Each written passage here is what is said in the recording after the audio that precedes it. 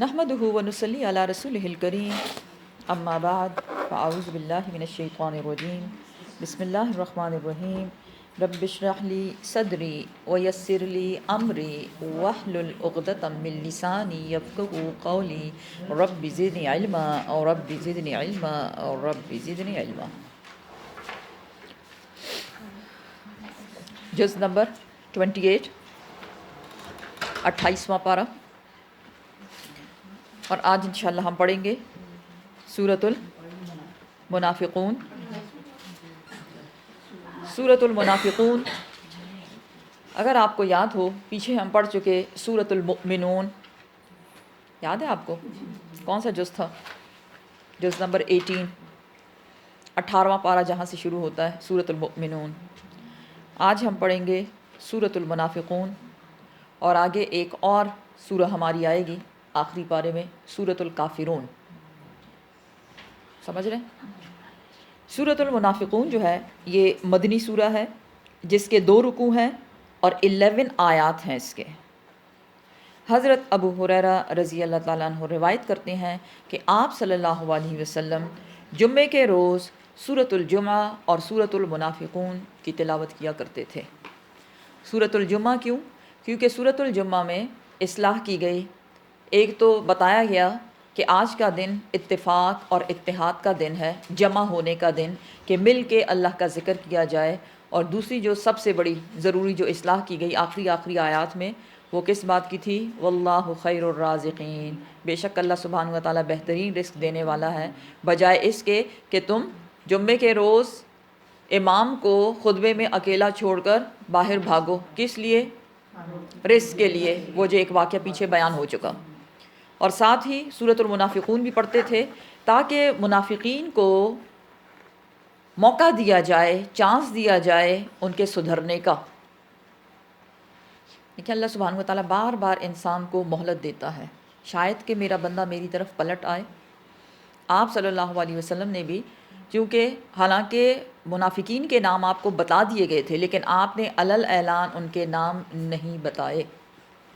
سورۃ التوبہ میں ہم پڑھ چکے کہ آپ صلی اللہ علیہ وسلم نے جب ان کے لیے مغفرت کی دعا کی ان کے مرنے کے بعد منافقین کے، تو آپ سے کیا کہا گیا کہ نہیں آپ دعا نہ مانگیں، کیونکہ آپ کی دعا ان کے حق میں قبول نہیں ہونے والی، کیونکہ ان کی موت منافقت پر ہو گئی۔ اور ابھی آگے اس سورہ میں بھی اس کا ذکر آئے گا۔ بسم اللہ الرحمن الرحیم۔ اذا جب جاءک آتے ہیں آپ کے پاس اے محمد صلی اللہ علیہ وسلم، کون؟ المنافقون، منافق لوگ۔ جب منافق آپ کے پاس آتے ہیں، قولو تو وہ کہتے ہیں، کیا کہتے ہیں؟ نشہدو، ہم گواہی دیتے ہیں، انکا بے شک آپ اے محمد صلی اللہ علیہ وسلم، لرسول اللہ، البتہ اللہ کے رسول ہیں۔ منافق آئے اور آپ سے کیا کہا؟ ہم اس بات کی گواہی دیتے ہیں کہ آپ اللہ کے رسول ہیں۔ واللہ، اور اللہ سبحانہ و تعالیٰ، یعلم، وہ خوب جانتا ہے، کیا جانتا ہے؟ انکا بے شک آپ اے محمد صلی اللہ علیہ وسلم، لرسولہ، اس کے رسول ہیں۔ کس کے؟ اللہ سبحانہ و تعالیٰ۔ اللہ سبحانہ و تعالیٰ بھی اس بات پہ گواہی دیتا ہے کہ آپ صلی اللہ علیہ وسلم اللہ کے رسول ہیں۔ واللہ، اور اللہ سبحانہ و تعالیٰ، یشہد، وہ گواہی دیتا ہے اس بات کی بھی، ان المنافقین، کہ بے شک جو منافقین ہیں، لکاذبون، البتہ وہ جھوٹ کہہ رہے ہیں۔ تو کیا یہ بات جھوٹ تھی کہ آپ صلی اللہ علیہ وسلم اللہ کے رسول ہیں؟ تو پھر جھوٹ کیا ہے؟ جی، کہ وہ ایمان نہیں لاتے، صرف اپنی زبانوں سے کہہ رہے ہیں، اپنی زبانوں سے وہ جو بات کہہ رہے ہیں اس پہ عمل نہیں کرتے۔ سورہ فتح میں ہم پڑھ چکے کہ یقولون، وہ منافق کہتے ہیں، کیا کہتے ہیں؟ بِأَلْسَنَتِهِمْ، ان کی زبانیں جو کہتی ہے، لیکن ما لیس فی قلوبہم، لیکن ان کے دل وہ کام نہیں کرتے یا وہ اس بات کو نہیں مانتے جو ان کی زبانیں کہہ رہی ہیں۔ زبان سے کیا کہہ رہے ہیں؟ کہ آپ صلی اللہ علیہ وسلم اللہ کے رسول ہیں، لیکن وہ آپ پر ایمان نہیں لاتے۔ جس سے کیا پتہ چلا؟ زبان سے خالی خولی ایمان لانا قابل قبول نہیں ہے۔ اگر کوئی یہ کہے، کیونکہ ہم لوگوں کی بھی ایک یہ خوش فہمی ہے نا، کیا کہ ہم نے لا الہ الا اللہ کہہ دیا تو بس ہم تو جنت کا ٹکٹ کٹا کے آ گئے۔ ایسا نہیں ہے، لا الہ الا اللہ کہہ دیا لیکن اس پہ عمل کیا یا نہیں اللہ کے ساتھ دوسرے بھی چھوٹے چھوٹے الہ بنا رکھے ہیں. جو اس پہ عمل کرے گا وہی سچا ہے، لیکن جو اس پہ عمل نہیں کرے گا، خالی زبان سے وہ اس بات کی گواہی دے گا، تو اٹس ناٹ ایکسیپٹیبل. منافق آتے ہیں آپ کے پاس اور کیا کہتے ہیں؟ آپ اللہ کے رسول ہیں. اللہ سبحانہ و تعالیٰ کیا فرماتے ہیں؟ بے شک ہے محمد صلی اللہ علیہ وسلم تو میرے رسول ہو. لیکن یہ بات یاد رکھو کہ یہ منافقین جھوٹ کہہ رہے ہیں. ویسے بھی منافق کی نشانی کیا ہے؟ اذا حدث کذب، جب وہ بات کرتا ہے تو وہ جھوٹ بولتا ہے. اس کا قول اور فعل جو ہے وہ اس میں تضاد ہوتا ہے، وہ ایک جیسے نہیں ہوتے. اتخذو بناتے ہیں وہ، پکڑتے ہیں وہ، ایمانہم اپنی قسموں کو، جنتاً ڈھال، فصدو پھر وہ رکے رہتے ہیں یا روکتے ہیں، ان سبیل اللہ اللہ کے راستے سے. انہم بے شک وہ لوگ، ساء بہت برا ہے، ماں جو کانو تھے وہ یعملون جو ان کا عمل ہے. اب یہ منافقین جو ہیں ان کی قسموں کے بارے میں بتایا جا رہا ہے.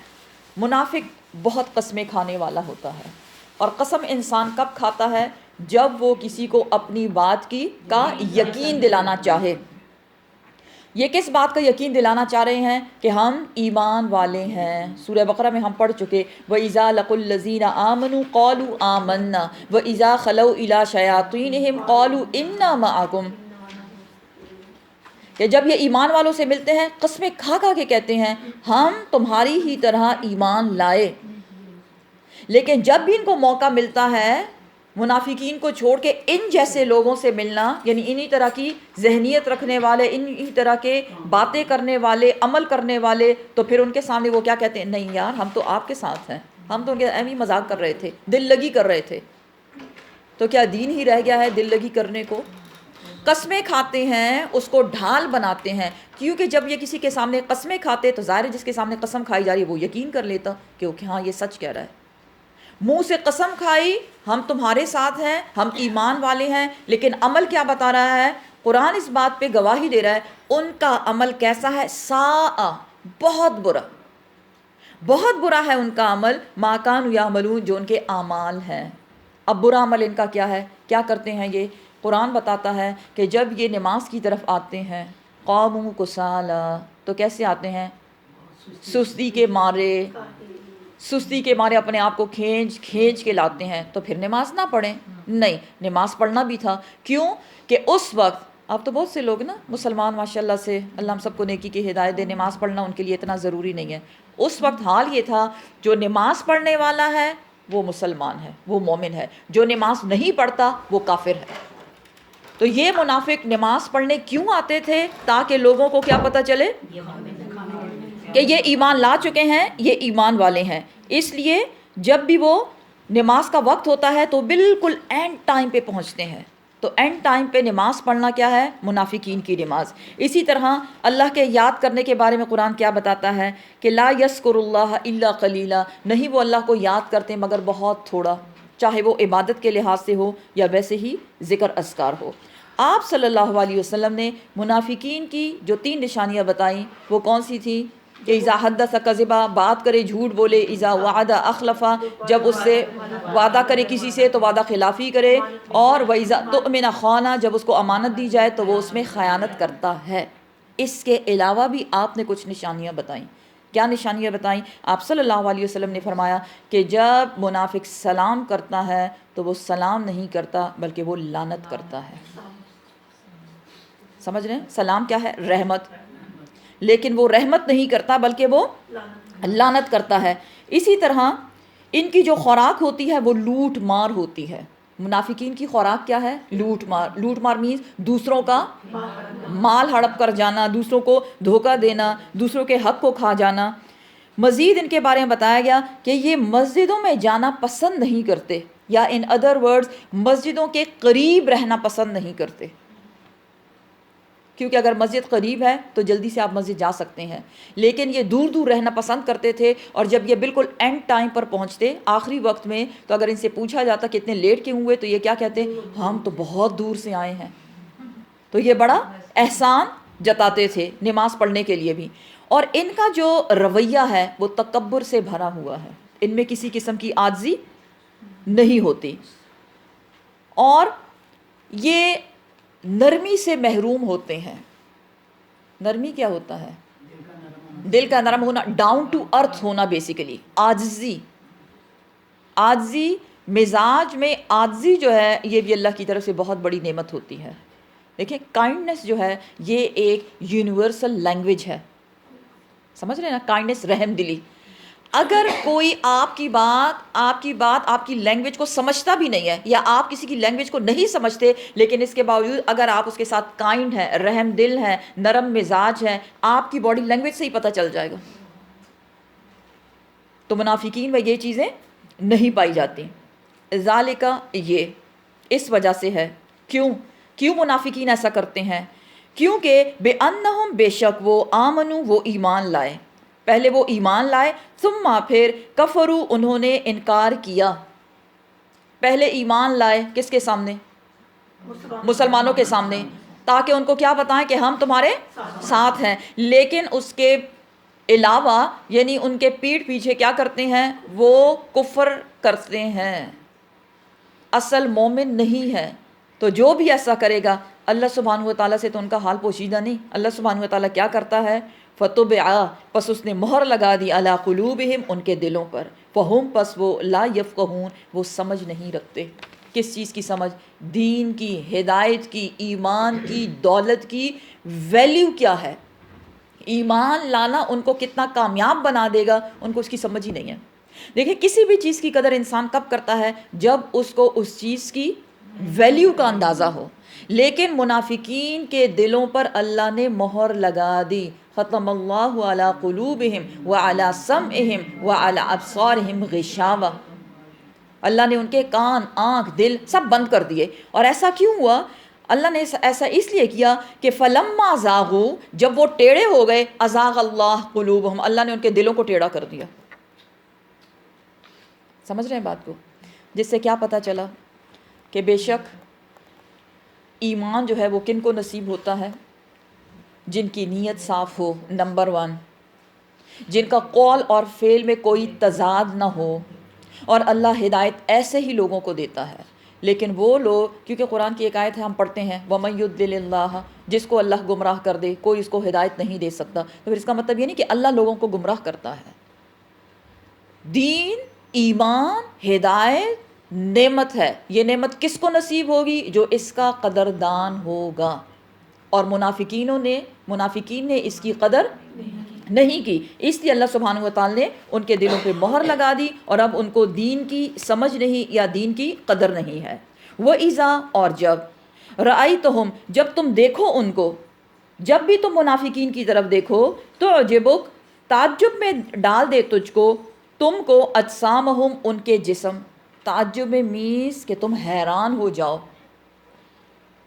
یا خوش کر دے تم کو.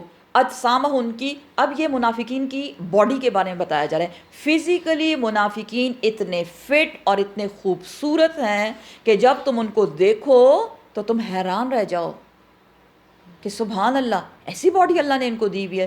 اور عبداللہ بن ابی کے بارے میں بتایا جاتا ہے کہ اللہ سبحانہ و تعالیٰ نے اس کو ایک بہت خوبصورت اور ایک لمبا چوڑا اور روشن چہرہ ایسا بنایا، لیکن منافقین کا سردار تھا. بیسیکلی اشارہ اس کی طرف ہے. اے محمد صلی اللہ علیہ وسلم، جب تم دیکھو اس منافق کو تو تم حیران ہو جاؤ. کس چیز کو دیکھ کر حیران ہو جاؤ؟ ان کی جسامت کو، ان کی فزیک کو دیکھ کر تم حیران ہو جاؤ. وَإِن، اور اگر، یقول، وہ بات کریں، تسمع، تم سنتے رہ جاؤ، لقولہم، ان کی باتیں. اچھا سپیکر بھی تھا عبداللہ بن ابی، اچھا سپیکر بھی تھا. ویسے بھی منافقین، ان کا جو پرائرٹی تھی وہ کیا تھی؟ اپنے آپ کو پریزنٹیبل رکھنا. تو منافقین کے جسم کو دیکھو، ان کی باڈی کو دیکھو، حیران رہ جاؤ. جب وہ منہ کھولیں، بات کرنا شروع کرے تو تمہارا جی چاہے کہ ان کی بات سنتا ہی رہوں. تو دیکھیں یہ بھی قول و فعل میں تضاد ہے نا. منہ سے کیا کہا جا رہا ہے، ظاہری کیا نظر آ رہا ہے، اور اندر کیا ہے. یہاں مجھے ایک بہت خوبصورت حدیث یاد آ رہی ہے، وہ میرے خیال میں یہاں فٹ بیٹھتی ہے، کہ آپ صلی اللہ علیہ وسلم نے فرمایا کہ قیامت کے روز ایک بہت موٹا، تازہ، صحیح، صحت مند شخص، ذہن میں یہ آتا ہے جیسے منافق، یہ ذہن میں رکھیں، اس کو میزان پہ رکھا جائے گا. جسم بھی تولے جائیں گے نا، لیکن اس کا وزن مچھر کے پر کے برابر نکلے گا. صحابہ کرام نے پوچھا یا رسول اللہ یہ کیوں؟ آپ صلی اللہ علیہ وسلم نے فرمایا کیونکہ اس دن وزن صرف ایمان کا ہوگا اور اس میں اتنا ہی ایمان تھا. کچھ سمجھ آئیے آپ کو کہ ایمان کے لیے باڈی کا بڑا ہونا ضروری نہیں ہے. ایمان کے لیے انسان کا عمل، اس کی بات، کیا وہ ایک جیسے ہیں یا نہیں؟ اگر اس میں تضاد ہے تو وہ کیا ہے؟ وہ منافق ہے. منافقین کو دیکھتے ہو کہ ان کا حال کیا ہے؟ باڈی کے لحاظ سے صحت مند، بات کریں حیران رہ جاؤ، ایسی زبردست ان کی باتیں ہیں. کأنہم، گویا کہ وہ، اب ایک مثال سے سمجھایا جا رہا ہے. کیا ہے مثال؟ کأنہم، گویا کہ وہ خشبن، لکڑیاں ہیں، مسندہ، سہارا دی گئیں یا دیوار کے ساتھ ٹیک لگائی گئیں. ان ادر ورڈز اس کو دیکھیں، دیوار پہ کیا چیز لگاتے ہیں؟ کوئی ڈیکوریشن پیس. اس طرح سے سمجھے زیادہ آپ کو سمجھ آئے گی. ان کی مثال ایسی ہے جیسے کوئی ڈیکوریشن پیس کسی نے لگا دیا ہو. نمبر 1. دوسرا مطلب اس سے کیا نکلتا ہے کہ لکڑی ہی سے کیوں مثال دی گئی؟ لکڑی سے مثال اس لیے دی گئی کہ لکڑی کو جدھر رکھو وہ ادھر ہی رہتی ہے. کچھ کرتی ہے؟ کچھ نہیں کرتی. تو یہ لکڑیوں کی مثال کہ ان کا کرنا کرانا کچھ نہیں ہے، بس یہ جہاں ان کو رکھ دیا یہ ادھر ہی رہیں گے، یعنی کوئی فائدہ وائدہ نہیں دینے والے یہ. اور سہارا دی گئی، ٹیک لگانا. اب یہ جیسے دیوار کے ساتھ کوئی ٹیک لگائے تو اٹ مینز وہ بہت ریلیکس ہے، اس کو کسی چیز کی ٹینشن نہیں ہے، کوئی فکر نہیں ہے. تو یہ منافقین بھی کیا کیا کرتے تھے؟ جب یہ آپ صلی اللہ علیہ وسلم کی محفل میں آتے تھے اور آپ صلی اللہ علیہ وسلم ان کو قرآن کا درس دیتے تھے کہ سب سے اینڈ میں دیوار کے ساتھ ٹیک لگا کر آرام سے یوں بیٹھے رہتے. تو اس طرف بھی اشارہ ہے. تو 2 باتیں اس میں بتائی گئی. نمبر 1، ان کی مثال ایسی ہے جیسے ڈیکوریشن پیس کو دیوار پہ لگا دو، اس کا کوئی کام ہے؟ کچھ نہیں، بس خوبصورتی دکھتی ہے، دیٹس اٹ. دوسرا، اس سے مطلب کیا نکلتا ہے کہ جب یہ آپ کی محفل میں آتے ہیں تو کوئی اٹینٹیو ہو کے سننا یا اس پہ عمل کرنا، کیونکہ آپ غور سے کب سنتے ہیں؟ جب آپ اس کو سمجھنا چاہتے ہیں. لیکن سمجھنا تو ان کا مقصد نہیں تھا نا. کیوں آتے تھے؟ یراؤن الناس، لوگوں کو دکھانے کے لیے کہ ہم بھی ایمان والے ہیں. لیکن جا کے پیچھے دیوار کے ساتھ ٹیک لگا کر ریلیکس آرام سے بیٹھ جاتے تھے. پیچھے ہم پڑھ چکے کہ جب یہ آپ کی محفل سے نکلتے ہیں تو یہ علم والوں سے پوچھتے ہیں کہ یہ شخص نے ابھی کیا فرمایا تھا، یہ صاحب کیا کہہ رہے تھے، تھوڑا ہمیں بھی تو بتاؤ. تو وہی بات بیسیکلی یہاں بھی بتائی جا رہی ہے. یحسبون، وہ گمان کرتے ہیں، کل ہر صیحۃ، ہر تیز آواز کو، علیہم، اپنے خلاف. ڈرپوک تو اتنے ہیں، یہ ان کے ڈر کی طرف اشارہ ہے. جسم کیا ہے؟ لمبا، تڑنگا، چوڑا، صحت مند، جیسے پتہ نہیں یہ کتنے لوگوں کا مقابلہ کر لیں. لیکن ڈرپوک کتنے ہیں؟ مطلب وہی بات جیسے ہاتھی جیسا جسم ہے اور دل چیونٹی جتنا دل ہے ان کا. تو یہ اتنے بزدل ہیں کہ ہر تیز آواز کو اپنے خلاف سمجھتے ہیں. ہم العدو، وہ دشمن ہیں. اب یہاں خبردار کیا جا رہا ہے، کس کے دشمن؟ پیغمبر کے دشمن، مسلمانوں کے دشمن، مومنین کے دشمن، دین کے دشمن.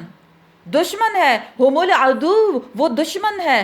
فاحذرہم، پس چوکنے رہو ان سے. چوکنے رہو، الرٹ رہو، خیال کرنا کوئی نقصان نہ پہنچے. قاتلہم اللہ، اللہ کی مار ان پر. انا، کہاں سے، یؤفکون، وہ پھیرے جاتے ہیں. اللہ کی مار ان پر، کہاں سے وہ پھیرے جاتے ہیں؟ کیوں یہ اپنا عقل فہم استعمال نہیں کرتے؟ کیوں آنکھیں بند کی ہوئی ہیں انہوں نے؟ کیوں یہ اس بات کو نہیں سمجھتے کہ جو ان کا طریقہ ہے وہ ان کو، منافقین کدھر ہوں گے؟ جہنم کے سب سے نچلے گڑھے میں ان کو پھینکا جائے گا. تو ان کو اس بات کی سمجھ کیوں نہیں آتی؟ وَإِذَا قِيلَ لَهُمْ، اور جب کہا جاتا ہے ان منافقین سے، تَعَالَوْا، تم آؤ. کہاں آؤ؟ یستغفر، بخشش کرے، بخشش طلب کرے یا بخشش کی دعا کرے، لکم، تمہارے لیے، رسول اللہ، اللہ کا رسول. کیا کہا جاتا ہے ان سے؟ آؤ تم اللہ کے رسول کے پاس تاکہ وہ تمہارے لیے مغفرت کی دعا کرے. تو ان کی باڈی لینگویج کیا ہوتی ہے؟ کیا کرتے ہیں؟ لوو، ہلاتے ہیں. روسہم، اپنے سروں کو ہلانا، سروں کو ہلاتے ہیں اور کیا کرتے ہیں؟ وَرَأَيْتَهُمْ تم دیکھتے ہو ان کو، یسدون وہ رکے رہتے ہیں، کیا کرنے سے؟ آنے سے۔ کہاں آنے سے؟ پیغمبر کے پاس مغفرت کی دعا لینے سے کتراتے ہیں اور اس کو کمتر سمجھتے ہیں۔ بھلا یہ کون آیا ہماری مغفرت کی دعا کرنے والا؟ ہم تو اس کو پیغمبر ہی نہیں سمجھتے۔ منہ سے کیا کہہ رہے ہیں کہ آپ اللہ کے رسول ہیں، لیکن جب حقیقت کی طرف بات آئی، عمل کی بات آئی، یہ تو منہ سے کہہ دیا نا کہ آپ رسول ہیں اللہ کے، لیکن جب آنے کی بات آئی، عمل کرنے کا وقت آیا تو کیا کہا؟ سر ہلا کے، سر جھٹک کے، نہیں ہم ایسا نہیں کر سکتے۔ اس لیے وہ رکے رہتے ہیں آپ کے پاس آنے سے۔ محفل میں آتے ہیں حاضری لگانے تاکہ سب کو پتہ چل جائے کہ ہم ایمان والے ہیں، لیکن جب عمل کا وقت آتا ہے اس کے لیے نہیں آتے۔ وہم اور وہ مستکبرون، کیوں نہیں آتے؟ کیونکہ وہ تکبر میں پڑے ہوئے ہیں۔ وہ بڑی چیز ہے، ان کو کسی کی مغفرت کی دعا کی ضرورت نہیں، ان کو کسی ہدایت کی ضرورت نہیں، وہ آلریڈی ہدایت یافتہ ہیں۔ سواء برابر ہے، علیہم ان پر، استغفرت آپ استغفار کریں اے محمد صلی اللہ علیہ وسلم، لہم ان کے لیے، ام یا لم نہیں نہ، تستغفر لہم آپ استغفار ان کے لیے نہ کریں، برابر ہے ان کے، اگر آپ ان کے لیے استغفار کریں یا نہ کریں کوئی فرق نہیں پڑنے والا، کوئی فرق نہیں پڑنے والا مینز یہ استغفار قبول نہیں ہوگی۔ سمجھ رہے ہیں؟ ایک تو یہ ہے کہ آپ ان کے لیے استغفار کریں یا نہ کریں، ان کا عمل نہیں بدلنے والا، ایک مطلب یہ نکلتا ہے۔ دوسرا مطلب کیا ہے کہ اگر آپ ان کے لیے استغفار کریں گے یا نہیں کریں گے، اللہ آپ کی اس استغفار کو قبول نہیں کرے گا۔ دیکھ لیں پیغمبر کی دعا قبول نہیں ہو رہی، کس کے حق میں؟ منافق کے حق میں۔ لن ہرگز نہیں، یغفرہ بخشے گا، اللہ سبحانہ و تعالیٰ لہم ان کو، اللہ سبحانہ و تعالیٰ ہرگز ان کو نہیں بخشیں گے۔ اور ایسی ہی یہی معاملہ ہم پیچھے سورۃ التوبہ میں پڑھ چکے، جس میں ہم نے کیا پڑھا کہ اے محمد صلی اللہ علیہ وسلم اگر آپ ان کے لیے 70 مرہ 70 مرتبہ بھی ان کے لیے مغفرت کی دعا کریں گے تو اللہ سبحانہ و تعالیٰ اس کو قبول نہیں کرے گا۔ استغفر اللہ۔ ان اللہ بے شک اللہ سبحانہ و تعالیٰ لا نہیں یہدی وہ ہدایت دیتا القوم الفاسقین فاسق لوگوں کو، نافرمان لوگوں کو۔ اور یہ فاسق کون ہے؟ ان المنافقون ہم المنافقون، ان المنافقون ہم الفاسقون، بے شک جو منافق ہیں وہی فاسق ہیں، یعنی منافقوں کو کیا کہا جا رہا ہے؟ نافرمان۔ تو اللہ سبحانہ و تعالیٰ ایسے نافرمانوں کو، ایسے منافقوں کو کبھی بھی ہدایت نہیں دینے والا۔ ہم الذین وہ لوگ جو یقولون وہ کہتے ہیں، کیا کہتے ہیں؟ لا تنفقوا، یہ وہ لوگ ہیں، منافقوں کی بات ہو رہی ہے، یہ منافق وہ لوگ ہیں جو کہتے ہیں لا نہ، تنفقوا تم خرچ کرو، کس پر؟ علی پر، من اس شخص پر جو عند رسول اللہ جو اللہ کے رسول کے آس پاس موجود ہیں، ان پہ خرچ نہ کرو۔ کن کی بات ہو رہی ہے؟ صحابہ کرام کی بات ہو رہی ہے، صحابہ کرام پر خرچ نہ کرو، حتی یہاں تک کہ ینفدو وہ منتشر ہو جائیں، یعنی پیغمبر کو چھوڑ دیں، اس کا ساتھ چھوڑ دیں۔ صحابہ کرام کا کام کیا تھا؟ کیا کرتے تھے وہ؟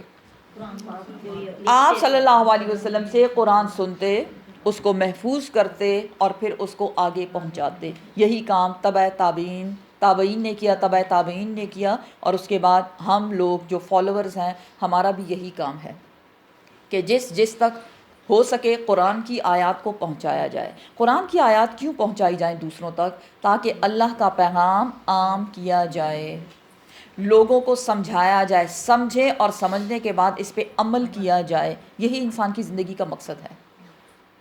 یہاں منافقین نے کیا کہا؟ جو پیغمبر کے ارد گرد لوگ ہیں جن پہ تم مال خرچ کرتے ہو، مت خرچ کرو۔ کیوں خرچ نہ کرو؟ کیونکہ تم ان پہ مال خرچ کرتے ہو تو وہ دین کے کام میں لگے ہوئے ہیں۔ بات کی سمجھ آ رہی ہے نا؟ اصحاب صفہ کیا کرتے تھے؟ درس و تدریس کا کام کرتے تھے نا، لیکن ان کو وظیفے کہاں سے ملتے تھے؟ ان کے کھانے پینے کا بندوبست کہاں سے تھا؟ یہی لوگ ان پہ خرچ کرتے تھے۔ کیا کہا جا رہا ہے؟ منافقین کیا کہہ رہے ہیں؟ ان لوگوں پہ خرچ نہ کرو، جب خرچ نہیں کرو گے تو یہ کیا کریں گے؟ خود ہی بھاگ جائیں گے، اور بھاگ کے کیا کریں گے؟ دنیا کے کاموں میں لگ جائیں گے۔ تو جب دنیا کے کاموں میں لگ جائیں گے تو دین کا کام وہ تو رک جائے گا. دیکھیں ساری باتیں کنیکٹڈ ہیں. یہاں تو صرف یہی عربی ہے نا، ان پہ خرچ نہ کرو تاکہ وہ بھاگ جائیں، یہاں سے بھاگ جائیں تو کدھر چلے جائیں، اور اس سے ان کو کیا فائدہ ہونے والا ہے. تو وہ ساری چیزیں کنیکٹڈ ہیں. ان کو یہ فائدہ ہونے والا ہے دین کا کام رک جائے گا اور وہ اپنے دنیا کے کاموں میں بیزی ہو جائیں گے. تو یہ جو ہمیں کہتے ہیں کہ ایمان لاؤ ایمان لاؤ، بس اس سے ہماری جان چھوٹ جائے گی. اللہ سبحانہ و تعالیٰ فرماتے ہیں وَلِلَّهِ، اور اللہ ہی کے لیے ہے، خزائن خزانے، السماوات والارض، آسمانوں اور زمین کے. تم کیا سمجھتے ہو کہ اگر تم اپنا خرچ ان پہ روک دو گے تو ان کے رازق تم ہو؟ کون ہے رازق؟ رازق اللہ سبحانہ و تعالیٰ ہے. تمام خزانے جو زمین اور آسمان میں موجود ہیں ان سب کا مالک رب العالمین ہے. وَلَٰكِنَّ، اور لیکن، المنافقین، جو منافقین ہے، لا یفقہون، وہ اس بات کو نہیں سمجھتے. وہ تو کیا سمجھتے ہیں؟ وہ کیا سمجھتے ہیں کہ ہم ان کو دے رہے ہیں تو یہ دین کا کام کریں، یا ہم ان کو دے رہے ہیں تو ہم ان کے رازق بن گئے ہیں. نہیں، وہ رازق نہیں ہے. رازق اللہ سبحانہ و تعالیٰ ہے. اگر یہ اپنا خرچہ روک دیں گے اس کے باوجود اللہ سبحانہ و تعالیٰ ان کو دیتا رہے گا، نوازتا رہے گا. یقولون، وہ کہتے ہیں، لئن، البتہ اگر، رجعنا، ہم پلٹیں، الی المدینہ، مدینہ کی طرف، لیخرجن، البتہ نکالے گا، العز، عزت والا، منہا، اس میں سے، الاذل، کمتر کو یا حقیر کو. اب یہاں بیسیکلی یہ آیت جو ہے اس کا ایک شان نزول ہے. تو وہ بتانے سے پہلے تھوڑی سی میں آپ کو ہسٹری بتا دوں. ہسٹری کیا ہے کہ آپ صلی اللہ علیہ وسلم کے پاس مکہ ہی میں، جب آپ مکہ میں موجود تھے، مختلف قبائل کے لوگ جو کہ مدینہ میں تھے، ان میں سے 75 لوگوں کا وفد، ڈیلیگیشن آیا آپ کے پاس ایمان قبول کرنے کے لیے. اور انہوں نے جب ایمان قبول کیا تو انہوں نے آپ کو دعوت دی کہ آپ مدینہ ضرور تشریف لائیں. اور پھر وہ ہجرت کا اور وہ سب کچھ. اینی ویز ہجرت کا ایک بیک گراؤنڈ یہ بھی ہے کہ آپ کو پہلے سے دعوت دی گئی تھی کہ ہم آپ کے انتظار میں اور آپ آئیں. اور وہ کوئی عام لوگ نہیں تھے، بڑے بڑے سردار تھے. جب آپ صلی اللہ علیہ وسلم ہجرت کر کے مدینہ جاتے ہیں تو وہاں 2 بڑے قبیلے تھے، اوس اور خزرج. اور خزرج جو ہیں ان میں ہمیشہ لڑائیاں رہتی تھیں. چھوٹی چھوٹی بات پہ سالوں سال ایک دوسرے کے ساتھ دشمنی رکھتے تھے. اور یہ اس لیے تھا کہ مدینہ میں کوئی پراپر ان کا کوئی لیڈر نہیں تھا. دیکھیں جہاں امام نہ ہو وہاں اندھیر نگری ہی ہوتی ہے، تو وہاں بیسیکلی اندھیر نگری تھی. اب ہوا یہ کہ آپ صلی اللہ علیہ وسلم جس وقت مدینہ تشریف لانے لگے اس وقت عبداللہ بن ابی جو کہ منافقین کا سردار تھا، منافقت تو اس کی بعد میں کھلی نا، لیکن اس وقت وہ ان کے لیے ایک سردار ہی تھا، اس کو اوس اور خزرج نے اجتماعی طور پر اپنا لیڈر قبول کیا. اوکے یہ ہمارا لیڈر ہوگا، مینز یہ ہمارا امام ہوگا، ہم سارے فیصلے اس سے کروائیں گے اور ہم اس کی بات مانیں گے. اس کی تاج پوشی کے لیے، وہ تاج جو رکھتے ہیں، کہا جاتا ہے، روایت بتاتی ہے کہ ایون اس کا تاج جو ہے وہ بن رہا تھا. کون تاج بناتا ہے؟ سونار کے پاس تھا، سونار کے پاس تھا اور وہ اس کو بنا رہا تھا. کہ اس دوران آپ صلی اللہ علیہ وسلم مدینہ تشریف لاتے ہیں اور سب لوگ آپ کے ارد گرد جمع ہو گئے، لوگ ایمان لانے لگے، اور وہ جو تاج پوشی والا قصہ تھا وہ ادھر ادھر ہو گیا. سمجھ رہے ہیں بات کو؟ اب ہوتا یہ تھا کہ جب عبداللہ بن ابی نے دیکھا کہ سارے لوگ مجھے چھوڑ کر آپ صلی اللہ علیہ وسلم کے ارد گرد جمع ہو گئے اور آپ کو اتنی وہ پرائیورٹی دے رہے ہیں، تو بس میرا تو کام خراب ہو گیا. اب اس نے یہاں تھوڑی سی حکمت سے کام لی. اس نے کہا کہ اگر میں آپ صلی اللہ علیہ وسلم کے خلاف کھڑا ہوتا ہوں تو میں تو اکیلا ہوں، تو میں تو کچھ کر نہیں سکتا. وائی ناٹ کہ ظاہراً میں یہ بتاؤں کہ میں آپ کے ساتھ ہوں اور انڈر گراؤنڈ پھر باقی میں سازشیں چلتا رہوں گا. تو اس نے ایسا ہی کیا.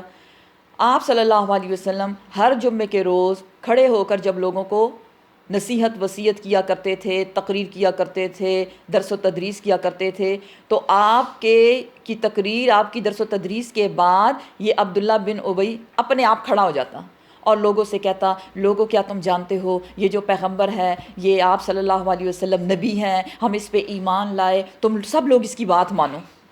سمجھ رہے ہیں بات کو؟ لوگوں کو کیا دکھانے کے لیے؟ ہاں میں تمہارے ساتھ ہوں، تم بڑا اچھا کام کر رہے ہو. کیونکہ اگر اس وقت وہ پیچھے ہٹ جاتا تو وہ تو اکیلا تھا. اب یہ اس نے بہت بڑی حکمت سے کام لیا بیسیکلی.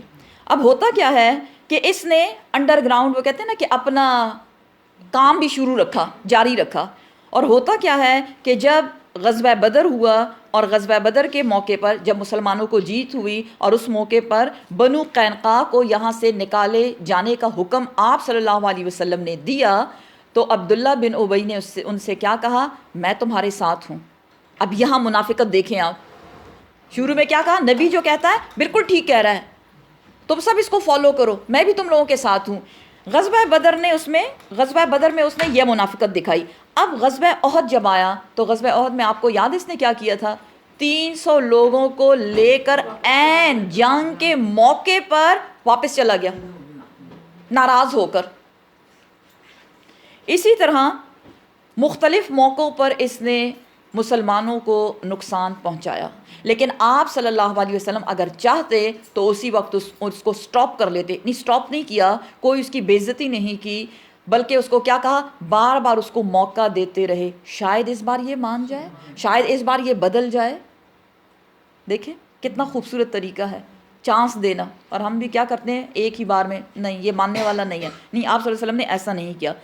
اس کے بعد کیا ہوا کہ غزوہ احد کے بعد جب ایک جمعے والے دن آپ صلی اللہ علیہ وسلم نے لوگوں کو تبلیغ کی، تو جیسے ہی آپ صلی اللہ علیہ وسلم بیٹھے، عبداللہ بن ابی اٹھا کچھ کہنے کے لیے، لیکن لوگوں نے پیچھے سے اس کو کھینچا، ہم نے تمہاری بات نہیں مانی. اور جب اس نے یہ دیکھا کہ میری تو بڑی بے عزتی ہو گئی ہے اب بھری مجلس میں، تو وہ وہاں سے نکلا. اور جب وہ غصے سے باہر نکلنے لگا تو لوگوں نے اس سے کہا کہ ایسا نہ کرو، دیکھو واپس جاؤ پیغمبر کے پاس اور اس سے کہو کہ وہ تمہارے لیے مغفرت کی دعا کرے، جیسے پیچھے ابھی ہم نے پڑھا نا. تو یہ سر ہلا کے لوگوں کو پھلانگ کے غصے کا مارا باہر نکلا. اس نے کہا مجھے کسی استغفار کی ضرورت نہیں. تو یہ پچھلی آیت ہم نے پڑھی، اس کا بیک گراؤنڈ بیسیکلی یہ تھا. اب ہوتا کیا ہے کہ جب غزوہ بنو مستلق ہونے لگا، پچھلے غزووں میں تو یہ شامل نہیں ہوا، لیکن غزوہ بنو مستلق میں اس سے پہلے جب غزوہ بنو قریظہ ہوا، غزوہ بنو قریظہ جو پیچھے ہم پڑھ چکے کہ آپ صلی اللہ علیہ وسلم نے ان کو کچھ دن دیے کہ اتنے دنوں میں یہاں سے نکل جاؤ ورنہ ہم حملہ آور ہوں گے. اس وقت بھی عبداللہ بن ابی نے ان کو پیغامات بھیجوائے، بالکل نہ نکلنا، ڈٹے رہو، ہم تمہارے ساتھ ہیں، اگر تم پہ حملہ ہوا ہم تمہیں بچائیں گے، اگر تمہیں یہاں سے نکالے جانے کا حکم دیا گیا ہم تمہارے ساتھ نکلیں گے. پیچھے اس کی ڈیٹیل ہم پڑھ چکے. تو یہ بھی اس کی منافقت یہاں کھل گئی. اب غزوہ بنو مستلق کا وقت جب آیا تو اس نے کہا ہم بھی چلیں گے. ویسے اس سے پہلے کسی غزوے میں عبداللہ بن ابی شامل نہیں تھا. غزوہ بنو مستلق کے موقع پر جب یہ ان کے ساتھ گیا اور مسلمانوں کو کامیابی حاصل ہوئی، اب واپسی کے راستے میں وہ ایک کنویں پر رک گئے، کیونکہ کافی لمبا راستہ ہوتا تھا، پیدل چلتے تھے سب. مرسی نامی ایک کنواں تھا. وہاں ہوا یہ کہ دو لوگوں کا آپس میں جھگڑا ہو گیا، ایک اوس میں سے تھا اور ایک خزرج میں سے تھا. اوس کا جو بندہ تھا اس کا نام جہجہ بتایا جاتا ہے، اور جو خزرج کا تھا اس کا نام سنان بتایا جاتا ہے. اب جب ان دونوں نے ہاتھا پائی شروع کی تو عبداللہ بن ابی نے اس موقع کو غنیمت جانا اور پیچھے سے تیز تیز آوازیں لگائیں، اوس کو بھی اور خزرج کو بھی، آؤ آؤ اور اپنے بندوں کو بچاؤ. اب جب سب جمع ہو گئے اور خوب لڑائی گرم ہو گئی، آپ صلی اللہ علیہ وسلم باہر نکلے، مطلب ان کے پاس آئے، اور آپ صلی اللہ علیہ وسلم نے فرمایا یہ کیا دور جاہلیت والے کام تم کر رہے ہو؟ تمہیں زیبا نہیں دیتا کہ تم یہ کام کرو ایمان کی حالت میں؟ اس وقت عبداللہ بن ابی نے غصے میں آ کے یہ جو آیت بتائی جا رہی ہے کہ جب ہم مدینہ واپس جائیں گے تو عزت دار، اپنے آپ کو عزت دار کہہ رہا ہے، عزت دار حقیر لوگوں کو مدینہ سے باہر پھینک دیں گے. عزت دار کس کو کہہ رہا ہے؟ اور جو حقیر ہیں وہ کون ہیں؟ صحابہ کرام جو آپ صلی اللہ علیہ وسلم کے ساتھی ہیں. تو یہ جو بات کی تھی یہ اس نے کی تھی. اللہ سبحانہ وتعالیٰ اس کا جواب دے رہے ہیں وَلِلَّهِ، اور اللہ سبحانہ وتعالیٰ ہی کے لیے ہے، العزت، عزت. اور پیچھے ہم پڑھ چکے وَالْعِزَّةُ لِلَّهِ جَمِيعًا، ساری کی ساری عزت اللہ کے لیے ہے. وہ جسے چاہے وَتُعِزُّ مَن تَشَاءُ وَتُذِلُّ مَن تَشَاءُ، جس کو چاہے عزت سے نوازے اور جس کو چاہے اس کو رسوا کر دے. عبداللہ بن ابی کون آیا ہے؟ جو کسی کو عزت دے گا یا کسی کو رسوا کرے گا. تو ساری کی ساری عزت اللہ کے لیے ہے. اور کس کے لیے ہے؟ وَلِرَسُولِهِ، اور اس کے رسول کے لیے ہے، محمد صلی اللہ علیہ وسلم. وَلِلْمُؤْمِنِينَ، اور مومنین کے لیے عزت ہے. سن لے، خوشخبری یہ بھی دی جا رہی ہے کہ اللہ مومنوں کو عزت دے گا، وہ ان کو کبھی رسوا نہیں کرے گا اگر وہ حقیقی مومن ہیں. وَلَٰكِنَّ، اور لیکن، المنافقین، جو منافق لوگ ہیں، لا یعلمون، وہ علم نہیں رکھتے. وہ کیا سمجھتے ہیں؟ عزت ان کے ہاتھ میں ہے. وہ کیا سمجھتے ہیں؟ دولت ان کے ہاتھ میں ہے. اگر وہ صحابہ کرام پہ خرچ کرنا چھوڑ دیں تو صحابہ کرام بھوکے مر جائیں گے. ایسا کچھ نہیں. سارے کے سارے خزانے اللہ سبحانہ و تعالیٰ کے ہاتھ میں ہیں، چاہے وہ عزت کے ہوں، چاہے وہ دنیاوی مال و دولت کے خزانے ہوں. یا ایھا الذین آمنو، اے ایمان والو، اے ایمان والو، لا نہ تہلککم، لا تلہکم، نہ غافل کر دے تم کو، اموالکم، تمہارے مال، ولا اولادکم، اور تمہاری اولادیں. کس چیز سے؟ ان ذکر اللہ، اللہ کے ذکر سے. سبحان اللہ. دیکھیں کیا بات بتائی جا رہی ہے. اور کس کو بتائی جا رہی ہے؟ یا ایھا الذین آمنو. ہاں جی، ہم سب کو بتایا جا رہا ہے، ایمان والوں کو، جو جو ایمان کا دعویٰ کرتا ہے، کہ مال اور اولاد تم کو اللہ کے ذکر سے غافل نہ کر دے. مال اور اولاد کیا ہے؟ بیسیکلی یہ اللہ کی طرف سے نعمتیں ہیں، لیکن بہت بڑا امتحان، بہت بڑی آزمائش. مال اور اولاد اللہ کے ذکر میں کب حائل ہوتے ہیں؟ کیسے؟ کچھ پتہ ہے آپ کو؟ کیا؟ مال اور اولاد اپنے مال میں اس قدر مصروف ہو جانا کہ اللہ کا ذکر سے مراد یہاں بیسیکلی نماز کی طرف. پہلا پوائنٹ، اگر ہم نماز لیں فار ایگزامپل، تو وہ کیا ہے کہ نماز کا وقت ہے اور آپ اپنے بزنس میں بیزی ہیں. آپ بزنس نہیں چھوڑ سکتے. نہیں، ہم بزنس نہیں چھوڑ سکتے. تو پھر کیا کریں؟ نماز پڑھنا ہی چھوڑ دیں. تو یہ کیا ہو گیا؟ آپ کے مال نے آپ کو اللہ کے ذکر سے. اب بچوں کی مثال لیں. ایک طرف بچہ رو رہا ہے، اس کو آپ کی ضرورت ہے، دوسری طرف نماز کا وقت چلے جا رہا ہے، تو آپ کیا کرتے ہیں؟ بچے کو اٹھا لیا، کوئی بات نہیں نا، نماز اللہ غفور الرحیم ہے تو قضا بھی پڑھ سکتے ہیں. تو کیا ہوا؟ آپ کی اولاد نے آپ کو اللہ کے ذکر سے روک لیا، آپ کو غافل کر دیا. ویسے بھی ذکر اللہ، اللہ کے احکامات، مال اور اولاد میں اتنا کھو نہ جانا کہ اللہ کے احکامات کو بھول جاؤ. غافل ہونا کیا ہے؟ بھول جانا، غفلت برتنا. اللہ کے ذکر سے تم کو تمہاری مال اور اولاد نہ روکے. حدیث کیا بتاتی ہے کہ جب انسان کی موت ہوتی ہے تو 3 چیزیں اس کے ساتھ جاتی ہیں. کیا کیا؟ مال، اولاد اور اس کا عمل. 2 چیزیں واپس آ جاتی ہیں، ایک چیز اس کے ساتھ قبر میں چلی جاتی ہے. کون سی 2 چیزیں؟ مال اور اولاد واپس آ گئے، اور ساتھ میں کیا گیا؟ عمل. تو عمل تبھی عمل ہوگا نا جب مال اور اولاد کو صحیح طریقے سے استعمال کیا ہوگا، جب اس کو اللہ کے ذکر میں رکاوٹ نہ بنایا ہوگا. کیونکہ وَمَن يَفْعَلْ ذَلِكَ، جو شخص بھی ایسا کرے گا، کیا کرے گا؟ مال اور اولاد میں مصروف ہو کے اللہ کے ذکر سے غافل ہو جائے گا. وہ جان لے فَأُولَٰئِکَ، پس وہی ہے، ہم الخاسرون، نقصان اٹھانے والے. سورہ کہف میں بھی ہم پڑھتے ہیں نا. کیا میں بتاؤں تم کو کون ہے خسارہ اٹھانے والے، نقصان اٹھانے والے؟ الذین ضل سعیہم فی الحیات الدنیا، وہ لوگ جن کی ساری کوششیں دنیا ہی میں صرف ہو گئیں. کیا کرنے میں؟ مال کمانے میں اور بچوں کی خواہشات کو پورا کرنے میں، بچوں کو بڑھانے میں. ساری کی ساری ضل سعیہم، گم ہو گئیں، اتنے زیادہ بیزی ہو گئے.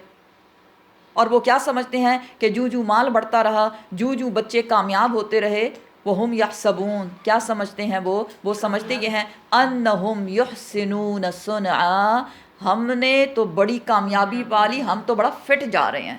ایسی دیکھیں آج کل رول ماڈل کون لوگ ہوتے ہیں؟ جس کے پاس سب سے زیادہ پیسہ، مال، جس کے بچے سب سے زیادہ کامیاب، وہی لوگ. دیکھیں وہ فلاں کے بچوں کو دیکھو نا، وہ فلاں کے مال کو دیکھو نا، کتنا زیادہ کر لیا ہے اس نے. اور ایسے لوگوں کو کیا کہا جا رہا ہے؟ یہ وہ لوگ ہیں. مال کا ہونا، اولاد کا ہونا کوئی غلط بات نہیں ہے، نعمتیں ہیں الحمدللہ جس کے پاس ہیں. لیکن اگر وہ انسان کو اللہ کی یاد سے، اللہ کے احکامات پر چلنے سے روکے اور وہ اس کے درمیان رکاوٹ بن جائے تو وہ پھر کیا ہے؟ کیا ہے؟ آزمائش، امتحان اور نقصان اٹھانا، وہ نقصان ہے، اس سے کوئی فائدہ نہیں. اس لیے مال کمایا اور اولاد ہے تو کیا کرو؟ ان کو اللہ کے راستے ہی میں لگاؤ، رب کو راضی کر لو. کیسے؟ وَأَنفِقُوا، اور خرچ کرو. مما رزقناکم، اس میں سے جو رزق دیا ہم نے تم کو، ہم سب کو. یا ایھا الذین آمنو، کیا بتایا گیا؟ مال اور اولاد اللہ کے ذکر سے نہ روکے. اچھا اب اللہ نے دے دیا تو کیا کروں؟ خرچ کرو، خرچ کرو. کیوں خرچ کرو؟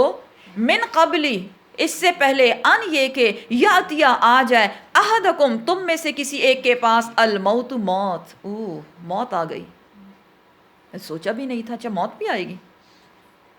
جی ہاں، موت آ گئی. اس وقت کے آنے سے پہلے پہلے مال کو خرچ کرو. دیکھیں لوگ مال بچا کے کس کے لیے رکھتے ہیں؟ کس کے لیے رکھتے؟ اولاد کے لیے. اپنی اولاد کے لیے بچا کے رکھا. آپ صلی اللہ علیہ وسلم نے فرمایا تیرا مال وہ مال ہے جو تو نے کھایا پیا، جو تو نے پہنا، 2 چیزیں، اور تیسرا جو تو نے اپنے ہاتھوں سے خرچ کر کے اللہ کے ہاں محفوظ کر لیا. اللہ کے ہاں کون سا مال محفوظ ہوتا ہے؟ جو اللہ کی رضا میں خرچ کیا جائے. اب ماشاءاللہ سے آپ کو پتہ ہوگا کہ اس کا مطلب کیا بنتا ہے. اس دن کے آنے سے پہلے، موت کے فرشتے کے آنے سے پہلے اپنے مال کو اپنے ہاتھوں سے خرچ کرو. اور اس خوش فہمی سے نکل آئے کہ ہمارے جانے کے بعد ہماری اولادیں ہمارے لیے مال خرچ کر دیں گی. نہیں، ان کی اپنی اتنی ضرورتیں ہیں، خواہشات اب ضرورتیں بن گئی ہیں کہ وہ پوری کرتے کرتے کہیں گے ہے اماں ابا نے یہ بھی کم چھوڑا، تھوڑا زیادہ بچا کے رکھتے تو زیادہ فائدہ ہوتا. ایسا نہ ہو کہ وہ دن آ جائے کہ جو تمہاری موت کا دن ہو، آخری وقت آ جائے، اور پھر فیقولا، پھر وہ کہے ربی، اے میرے رب، لولا، کیوں نہیں، اخرتنی، تو نے مجھ کو مہلت دی، الی اجل قریب، یا اللہ تھوڑی اور مہلت دے دیتا. کس بات کی مہلت؟ زندگی کی مہلت. زندگی کی مہلت دے دیتا. اگر زندگی کی مہلت دے دیتا، فَأَصَّدَّقَ، پس میں صدقہ کرتا، وَأَكُنْ، اور میں ہو جاتا، مِنَ الصَّالِحِينَ، نیکوکاروں میں سے. آپ صلی اللہ علیہ وسلم نے فرمایا جس کو 60-70 سال عمر مل گئی اس پہ حجت تمام. حجت تمام سمجھتے ہیں؟ کوئی ایکسکیوز نہیں اس کے لیے. کس چیز کا ایکسکیوز؟ یا اللہ تو نے تو عمر ہی نہیں دی، اگر مجھے عمر ملتی تو میں صدقہ کرتا، میں خیرات کرتا، میں تیری رضا کے کام کرتا، فاستبقوا الخیرات کرتا، نیکیوں میں دوڑ لگاتا، ففروا الی اللہ، آخرت کی تیاری کرتا. میرے پاس تو موقع ہی نہیں تھا. جس کو 60 سے 70 سال کی عمر مل گئی اور پھر بھی اس نے اپنے رب کو راضی نہیں کیا، اس نے اپنا کباڑہ کر دیا. کیونکہ جب موت کا فرشتہ آیا تو انسان نے کیا کہا؟ سب سے پہلی بات کیا کہی؟ کاش کہ میں کچھ اور مہلت پاتا تو میں کیا کرتا. اس وقت کوئی نہ کہے، کیونکہ جب ہم زندہ ہوتے ہیں زندگی میں کیا کہتے ہیں؟ ہے میرے بچے ابھی چھوٹے ہیں، ابھی اس کو یہ کرنا ہے، بچے کامیاب ہو جائیں، بچے کامیاب ہو. موت کا فرشتہ آیا، بچے، شوہر، سب کچھ غائب، بھول گئے. کوئی تھا میرا نہیں، میں کدھر ہوں؟ کیونکہ حدیث کیا بتاتی ہے؟ وَمَن مَاتَ فَقَدْ قَامَتْ قِیَامَتُهُ، جس شخص کی موت آئی اسی وقت اس کی قیامت شروع ہو گئی. مومن کے پاس روشن چہرے والا فرشتہ آیا، سلام کیا، یا ایتھا النفس المطمئنہ کہہ کے اس کو پکارا. لیکن جو وہ تھے نہ ماننے والے لوگ، میں نہ مانوں والے لوگ، اور اٹس مائی لائف کہہ کے گزارنے والے لوگ، جب ان کے پاس موت کا فرشتہ آیا تو کیا کیا اس نے؟ یضربون علی افواہہم علی وجوہہم و ادبارہم، ان کے چہروں اور پیٹھوں پہ وہ مار لگاتا ہے، ضربے دیتا ہے. کبھی دیکھا کسی مرنے والے شخص کو کہ اس کو مارا جا رہا ہے؟ الحمدللہ کہ ہمیں دکھتا نہیں ہے. تو یہ حقیقت آئینہ دکھایا جا رہا ہے. یہ ہم سب کی زندگی کی حقیقت ہے. کل نفس ذائقۃ الموت، ہر شخص نے مرنا ہے، اور ہر شخص مرتے وقت پھر کیا کرے گا؟ اے کاش کہ مجھے اللہ تھوڑی اور مہلت دیتا تو میں کیا کرتا؟ میں صدقہ دیتا اور میں نیکوکاروں میں شامل ہو جاتا. ویسے بھی ہم پیچھے پڑ چکے کیا کہ حتیٰ یہاں تک کہ اذا جاء احدہم الموت، جب ان میں سے کسی ایک کے پاس موت کا فرشتہ آتا ہے تو وہ کیا کہتا ہے؟ وہ کہتا ہے قال رب ارجعونی، یا اللہ مجھے واپس بھیج دیں، یا اللہ مجھے واپس بھیج دے. کس لیے واپس بھیج دے؟ لعلی اعمل صالحا فیما ترکت. یا اللہ وہ جو اتنی زیادہ نعمتیں تو نے مجھے دی تھی، میں اس میں سے اچھے اچھے کام کر کے تیرے ہی راستے میں خرچ کروں اور اپنے لیے کچھ کما لوں، پوری تیاری کے ساتھ آؤں. اس کی مثال بالکل ایسی ہے نا کہ ہم بچوں سے کہیں پڑھو پڑھو پڑھو، اور جب وہ ایگزامینیشن ہال میں بیٹھیں تو وہ کیا کہیں، یا ہم آج تو میں نے تیاری نہیں کی، تھوڑا مجھے وقت اور دے دیا جائے. کیا وہ ایگزام اس کے لیے ڈیلے ہو جائے گا؟ دنیا کا ایگزام ہو جائے نا ڈیلے، دنیا کے ایگزام تو ڈیلے نہیں ہوتے. موت کو کیسے ڈیلے کرو گے؟ جب اللہ کی طرف سے موت کا وقت آتا ہے، ایک لمحہ وہ اپنے وقت سے نہ آگے ہو سکتا ہے نہ پیچھے ہٹ سکتا ہے. اس لیے تیاری بہت ضروری ہے. حضرت ابو ہریرہ بہت خوبصورت ایک روایت کرتے ہیں کہ آپ صلی اللہ علیہ وسلم نے فرمایا 5 چیزوں کے آنے سے پہلے 5 چیزوں کی تیاری کر لو. کون کون سی 5 چیزیں؟ نمبر 1، کس چیز کی قدر کرو تم؟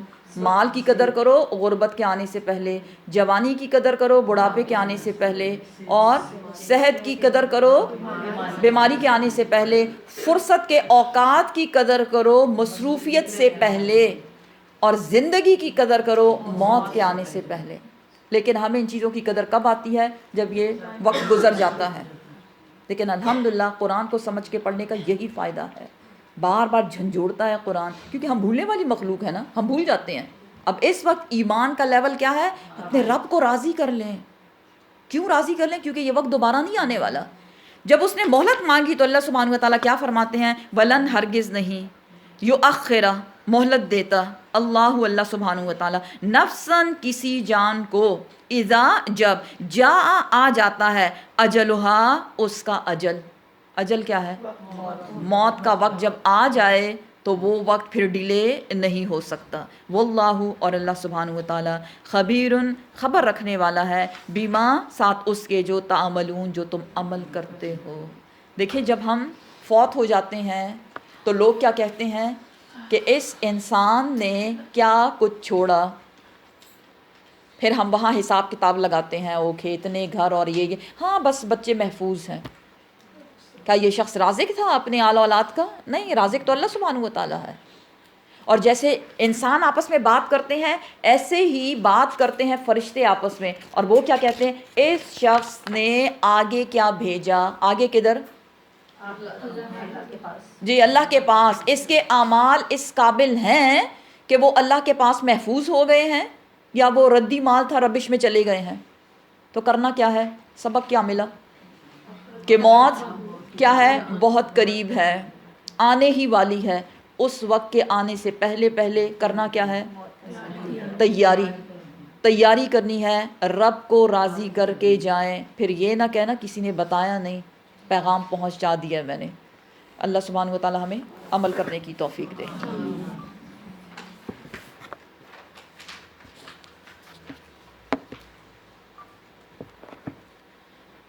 سورۃ التغابن. سورۃ التغابن مدنی سورہ ہے جس کے 2 رکوع ہیں، 18 اس کی آیات ہیں. اور جیسا کہ ابھی ہم نے پیچھے سورۃ المنافقون میں پڑھا کہ مال اور اولاد انسان کو اللہ کے ذکر سے غافل کرتے ہیں. یہ رکاوٹ ہے اگر اس کو صحیح طریقے سے استعمال نہ کیا جائے. اب اس سورہ میں ہم جو پڑھیں گے وہ یہی ہے کہ مال اور اولاد کے ذریعے اپنی آخرت کماؤ. کیسے کمائی جائے وہ انشاءاللہ اس میں پڑھیں گے ہم. یسبحو تسبیح بیان کرتی ہے، پاکی بیان کرتی ہے، للہ اللہ سبحانہ وتعالیٰ کے لیے. کون؟ ماں وہ مخلوقات فی السماواتی جو آسمان میں ہیں، وما فی الارض اور وہ مخلوقات جو زمین پر موجود ہیں. لہو اسی اللہ کے لیے ہے، الملک ساری کی ساری بادشاہت، ولہو اور اسی اللہ کے لیے ہے، الحمد ساری کی ساری تعریف، الحمدللہ رب العالمین. وہوا اور وہ اللہ سبحانہ وتعالی علی کل شیء قدیر ہر چیز پر قدرت رکھنے والا ہے. بے شک سورہ ملک میں ہم پڑھتے ہیں تبارک الذی بیدہ الملک وہو علی کل شیء قدیر. بڑی بابرکت ہے وہ ذات جس کے ہاتھ میں بادشاہت ہے، اور بے شک وہ تمام چیزوں پر قدرت رکھنے والا ہے. بے شک هو الذی، وہی ذات، وہی اللہ، خلقکم، جس نے تم کو پیدا کیا، کس کو؟ ہم سب کو، فمنکم، پس تم میں سے، کافرن، کچھ تو کافر بن گئے، نہ ماننے والے لوگ ہیں کافر، بالکل ہیں، ومنکم، اور تم ہی میں سے کچھ ایسے بھی ہیں، مؤمن، جو مومن بن گئے۔ اور اسی قسم کی بات پیچھے بھی ہم پڑھ چکے کہ اللہ سبحانہ و تعالیٰ نے لوگوں کو ہدایت دی، لیکن سب نے مان کے نہیں دیا، لیکن سب نے انکار بھی نہیں کیا، کچھ لوگ ماننے والے بن گئے اور کچھ لوگ نہ ماننے والے بن گئے۔ یہی وجہ ہے کہ اللہ سبحانہ و تعالیٰ نے جنت اور جہنم بنائی، کہ جنت میں کون جائیں؟ ماننے والے، اور جو نہ ماننے والے ہیں ان کا ٹھکانہ جہنم ہے۔ تو دیکھیں ایک بہت عام سی بات بتائی جا رہی ہے کہ انسانوں کو اللہ نے پیدا کیا، لیکن اس کے بعد ان کو آزادی دے دی، کیونکہ حدیث کیا بتاتی ہے؟ حدیث بتاتی ہے کل مولود یولد علی الفطرہ، ہر بچہ فطرت پر پیدا ہوتا ہے، اور فطرتاً وہ ایک مسلمان ہوتا ہے، اس کے پھر گھر والے ہوتے ہیں جو اس کو یہودی، نصارہ، مجوسی اور جو بھی ان کا دین ہوتا ہے اس پہ لگا دیتے ہیں۔ سمجھ رہے ہیں بات کو؟ اللہ نے انسان کو آزادی دی کہ میں نے تمہیں زندگی دی، تمہیں کان دیے اور تمہیں آنکھیں دی، زبان اور پوری باڈی، جو سارے ٹولز ہیں، یہ جو نعمتیں تمہیں دی گئی ہیں، یہ سب تمہاری ہیں۔ اب تمہاری مرضی ہے، ماننے والے بنتے ہو، فرما بردار ہوتے ہو، یا نہ ماننے والے بنتے ہو۔ لا اکراہ فی الدین، دین میں کوئی زبردستی نہیں، لیکن ان کے لیے جو ابھی دین میں شامل نہیں ہوئے، جو دین میں شامل ہو گئے، ان کے لیے پھر پابندیاں ہیں۔ سمجھ رہے ہیں نا بات کو؟ تو یہاں کیا بتایا جا رہا ہے؟ خلق السماوات والارض، انسانوں کی پیدائش، پھر پیدا کیا آسمانوں اور زمین کو، بالحق، با مقصد۔ اس آسمان اور زمین کی پیدائش کا کوئی نہ کوئی مقصد اللہ سبحانہ و تعالیٰ نے رکھا ہوا ہے، ویسی فضول میں نہیں بنے۔ وصورکم، اور صورتیں بنائی تمہاری، فاحسن، پس کیا خوب، صورکم، تمہاری صورتیں بنائیں۔ دیکھیں جسم کے علاوہ اسپیشلی انسان کے چہرے کی بات ہو رہی ہے، کیونکہ انسان کا چہرہ اس کا کیا ہوتا ہے؟ اس کا آئینہ ہوتا ہے، اس کی عکاسی کرتا ہے، اس کو ریپریزنٹ کرتا ہے۔ اللہ سبحانہ و تعالیٰ نے اے انسان کتنی خوبصورت تمہارے چہروں کو بنایا، اس کو تو دیکھو، اور چہرے میں دیکھیں اللہ سبحانہ و تعالیٰ نے کتنی نعمتیں رکھیں۔ اس چہرے میں کیا ہے؟ دیکھنے کی صلاحیت، پھر سننے کی صلاحیت، اور سونگھنے کی صلاحیت، اور بولنے کی صلاحیت۔ تو اتنی زیادہ نعمتیں تو صرف چہرے پہ اللہ سبحانہ و تعالیٰ نے رکھ دیں، الحمدللہ۔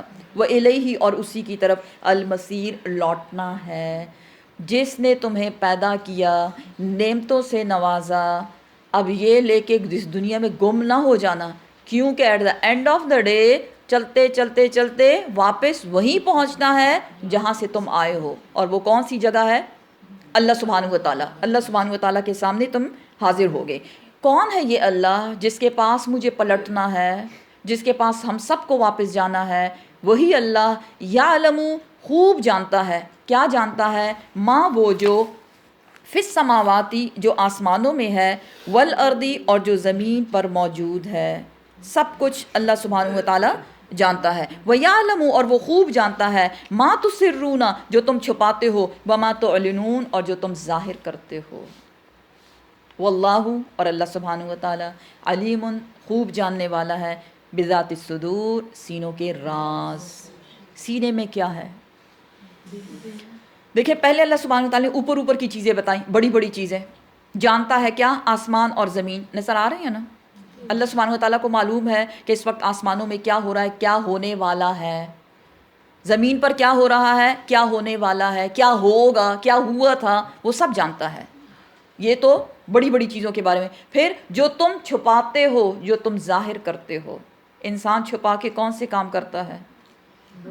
سچی بات بتائیں نا؟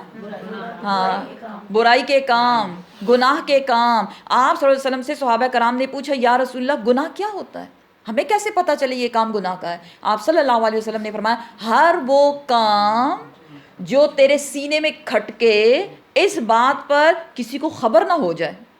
دیکھیں کتنی خوبصورت ڈیفینیشن ہے۔ اکثر لوگ بڑے کنفیوز رہتے ہیں، پتہ نہیں یہ کام میں کر رہا ہوں یا کر رہی ہوں، مجھے کرنا چاہیے یا نہیں کرنا چاہیے۔ تو یہاں پھر اس حدیث کو یاد کر لیں، اگر وہ کام کر کے آپ کو خوشی ہوگی اس بات سے، آپ کو وہ کہتے ہیں نا ایک سکون ملے گا، سیٹسفیکشن ہوگی کہ اگر لوگ جان بھی لیں، لیکن ہر وہ کام جو آپ سمجھتے ہیں کہ اگر لوگوں کو پتہ چل گیا ہے یہ تو بہت بری بات، ہم کہتے ہیں ہے یہ تو بڑی بری بات، پھر بھی کر لیتے ہیں، تو وہاں پھر کسی سے پوچھنے کی ضرورت، کسی سے فتویٰ لینے کی ضرورت نہیں ہے. ہم پھر فتویٰ شاپنگ پہ لگ جاتے ہیں کہ کوئی ہمیں کہہ دے کہ کوئی بات نہیں، اگر یہ کر بھی لیں آپ تو کوئی فرق نہیں پڑتا. یہ بات بڑی عام ہو گئی ہے. یہاں کیا بتایا جا رہا ہے؟ جو تم چھپاتے ہو تاکہ لوگوں کو پتہ نہ چلے، یعنی گناہ کے کام، جو تم ظاہر کرتے ہو یعنی تمہاری نیکی کے کام، ان سب سے اللہ اچھی طرح باخبر ہے. یہ بھی چھوڑو، جو ظاہر اور چھپانے والا نہیں ہے، جو سینوں کے اندر ہے. کیا ہے سینے کے اندر؟ دل. اور دل میں کیا ہوتا ہے؟ پیار، محبت، نفرت، بغض، حسد، جیلسی، یہ سب چیزیں ہیں یا نہیں؟ نفاق، ایمان، کفر، اندھیرا، جہالت، روشنی، نور. قرآن بھی کہاں ہوتا ہے؟ قرآن نہیں، اب تو ہم نے اس کو ہاتھوں میں ہی رکھ لیا ہے بس، کیونکہ دل میں ہم نے اتنا دنیا کی محبتیں اور دنیا کی محبتیں، دنیا کی نعمتوں کی محبتیں اور لوگوں کی نفرتیں اتنی زیادہ ہو گئی ہیں. یہی وجہ ہے ہر دوسرا بندہ دل کا مریض بن گیا ہے. بیچارہ اتنا چھوٹا سا دل اور اتنا بوجھ اس پہ ڈالا ہوا ہے. سمجھ رہے ہیں نا؟ تو اللہ سبحانہ و تعالیٰ سینوں کے راز سے بھی اچھی طرح باخبر ہے. علم کیا نہیں، یاتکم آئی تمہارے پاس، نبؤ خبریں، الذین ان لوگوں کی، کفروا جنہوں نے کفر کیا، من قبل اس سے پہلے یعنی ان اہل مکہ سے پہلے جو لوگ گزر چکے، کیا ان کی خبریں تمہارے پاس نہیں آئیں؟ کون سی خبریں؟ وہی خبریں کہ جب انہوں نے مان کے نہیں دیا تو ان کا حال کیا ہوا. فذاقوا پس چکھا انہوں نے، وبال امرہن اپنے کرتوتوں کی سزا. کیا تھے کرتوت ان کے؟ جب وہ شرک میں پڑ گئے، جب پیغمبر کو ستانے لگے تو اللہ سبحانہ وتعالیٰ نے ان کو پکڑ لیا. وَلَهُمْ اور ان کے لیے عذاب علیم دردناک عذاب ہے. اللہم اجرنا من کل عذاب. یہ کیوں ہے؟ یہ اس لیے ہے، ذالک یہ، بِأَنَّهُ بے شک وہ، کانت تھی وہ، تأتیہم آئی ان کے پاس، یعنی بستیوں کی بات ہو رہی ہے، رسلہم ان کے رسول، بالبینات روشن دلائل لے کر. کون سے دلائل؟ پیغمبر کیا لاتا ہے؟ اللہ کے احکامات. پچھلی بستیوں، پچھلی امتوں کی بات ہو رہی ہے کہ جب ان کے پاس رسول آیا تو وہ پروفس لے کر آیا تھا، ثبوت تھے اس کے پاس، دلائل موجود تھے اس کے پاس. کیونکہ ہمیں تو چاہیے ہوتا ہے نا کوئی لاجک تو بتاؤ، اچھا تو ایسا کریں تو کیا ہوگا، نہ کریں تو کیا ہوگا. تو جو رسول آئے وہ پورے ڈوز اینڈ ڈونٹس کے ساتھ آئے تھے. جب وہ لوگوں کے پاس آئے اور انہوں نے لوگوں کو بتایا، اللہ کا پیغام سنایا، تو اب لوگوں کا ایٹیچیوڈ سنیں، لوگوں نے کیا رسپانس دیا. فقالو پس وہ کہنے لگے. کون کہنے لگے؟ پچھلی امتیں، ان کی بات ہو رہی ہے. ابشرن کیا انسان، یہدوننا ہمیں ہدایت دیں گے. اچھا تو اب انسان ہمیں اٹھ کے ہدایت دے گا. کیا چاہیے تھا ان کو؟ کیا کہتے تھے؟ ہمارے پاس کون آئے؟ فرشتے آئے. تو اللہ سبحانہ و تعالیٰ نے اس کا جواب کیا دیا؟ اگر زمین میں فرشتے بستے تو میں فرشتے ہی کو پیغمبر بنا کے بھیجتا. تو تم تو انسان ہو، اور اگر انسانوں کے پاس کوئی فرشتہ پیغمبر بنا کے بھیجا جاتا تو انسان کیا کہتے؟ بھئی تم تو فرشتے ہو، تمہاری شادی نہیں ہوئی، تمہاری بیوی نہیں ہے، بچے نہیں ہیں، بہن بھائی نہیں ہیں، تو تمہیں کیا پتا ہم کتنی مشکل میں ہیں. انسان بیچارہ کتنا مجبور ہے. تو اس حجت کو بھی اللہ سبحانہ و تعالی نے مٹایا. ہر پیغمبر کس شکل میں آیا؟ کیونکہ وہ انسان ہوتا ہے، انسان آیا، لیکن انہوں نے کیا کہا؟ ان کو اس کی انسانیت سے بڑی تکلیف ہوئی. ابشر یہدوننا، اچھا اب ایسا وقت آ گیا ہے کہ یہ انسان ہمیں ہدایت دیں گے. تو انہوں نے کیا کیا؟ فکفروا بس انہوں نے انکار کر دیا. کس کا انکار؟ جی اللہ کے رسولوں کا انکار کر دیا انہوں نے. وَتَوَلَّوْا اور منہ موڑ لیا. وَاسْتَغْنَى اللَّهُ اور اللہ سے بڑی بے نیازی دکھائی، اللہ سے بے پرواہ ہو گئے. اللہ سے بے پرواہ ہو گئے کہ کوئی اللہ ہے، کوئی رب ہے جو ان کو پکڑ بھی لے گا. کیا وہ نہیں جانتے؟ واللہ اور اللہ سبحانہ و تعالیٰ غنی بے نیاز ہے، حمید بہت خوبیوں والا ہے.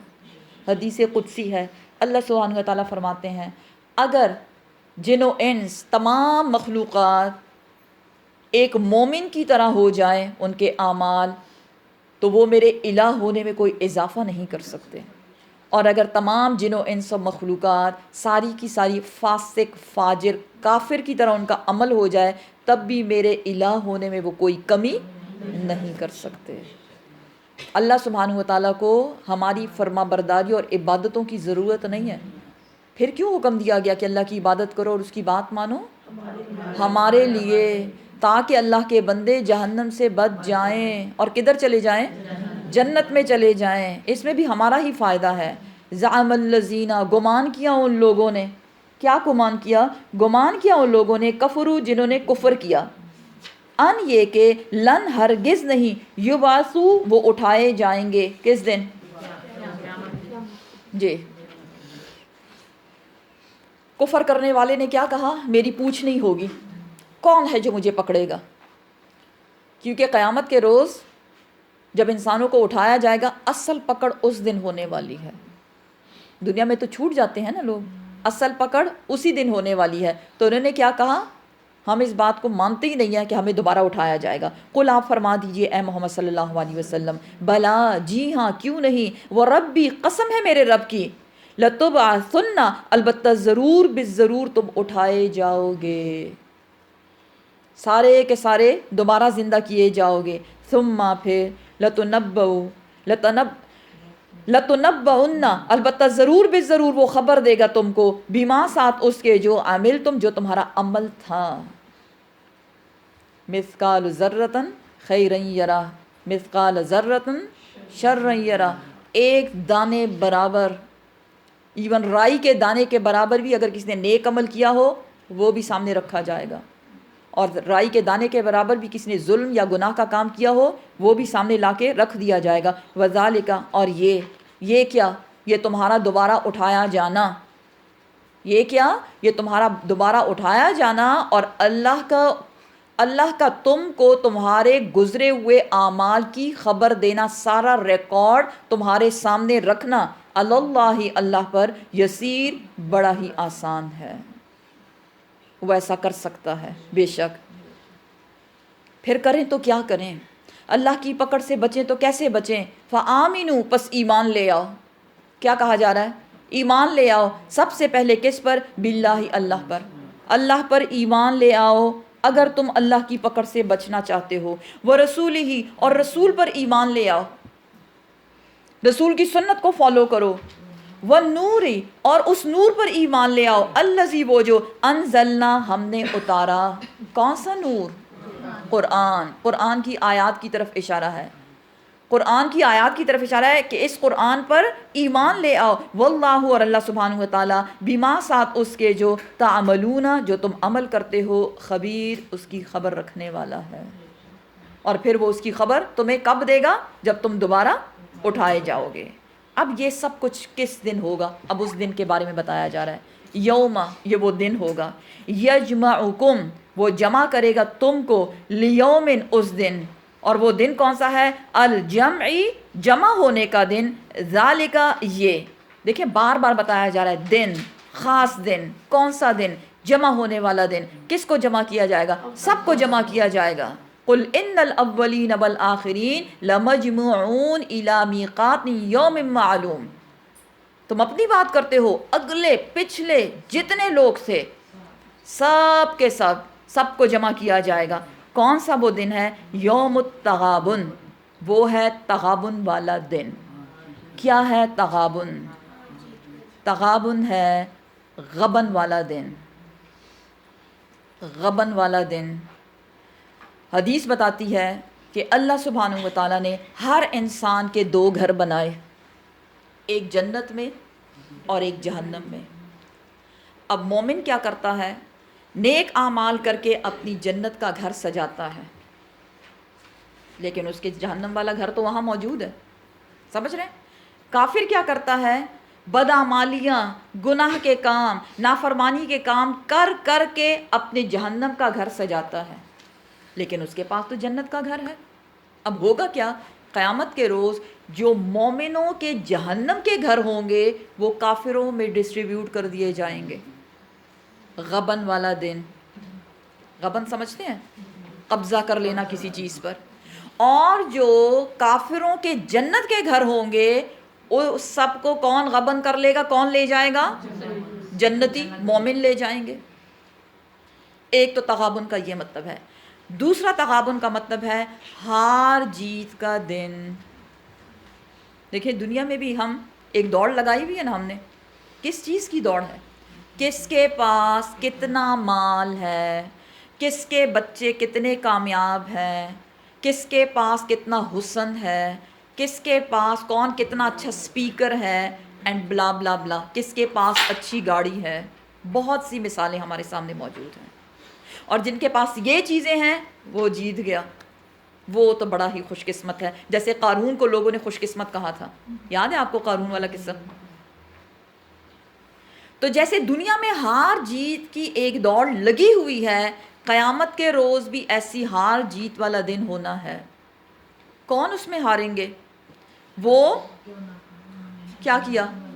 جنہوں نے دنیا میں جس کام کے لیے ان کو بھیجا گیا اس سے غافل ہو گئے، اللہ کو راضی کرنے کی بجائے اپنے آپ کو اور اپنے ارد گرد کی چیزوں کو، مال کو، اولاد کو راضی کرنے میں لگے رہے، وہ اس دن کیا ہو جائیں گے؟ کامیاب ہو جائیں گے؟ وہ ہار جائیں گے۔ کیوں؟ کیونکہ ان کی تیاری نہیں ہے۔ آگے کیا بھیجا؟ ابھی بات ہوئی نا پیچھے، آگے مرنے والے کے بعد کیا فرشتے بات کریں، اس نے آگے کیا بھیجا؟ تو آگے تو اس نے کچھ بھی نہیں بھیجا۔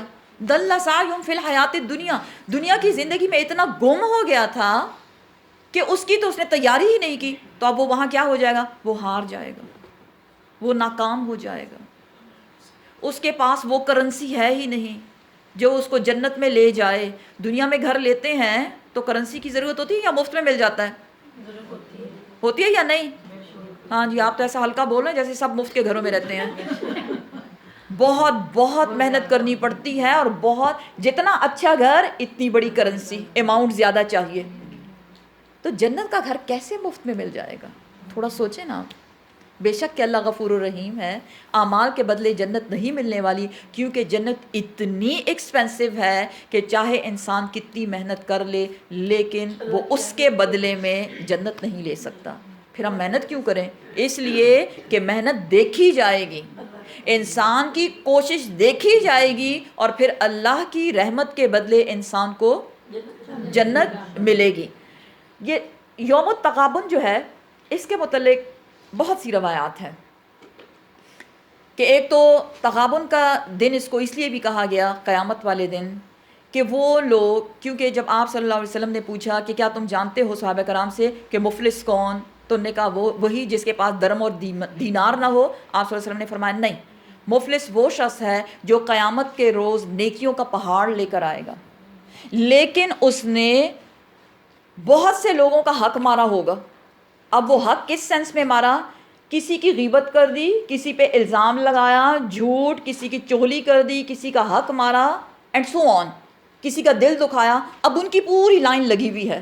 اب اس شخص کے نیکیوں کا جو پہاڑ ہے اس میں سے نیکیاں لے لے کے، کیونکہ اس دن تو درہم دینار نہیں ہے نا، کرنسی کیا ہے؟ نیکیاں۔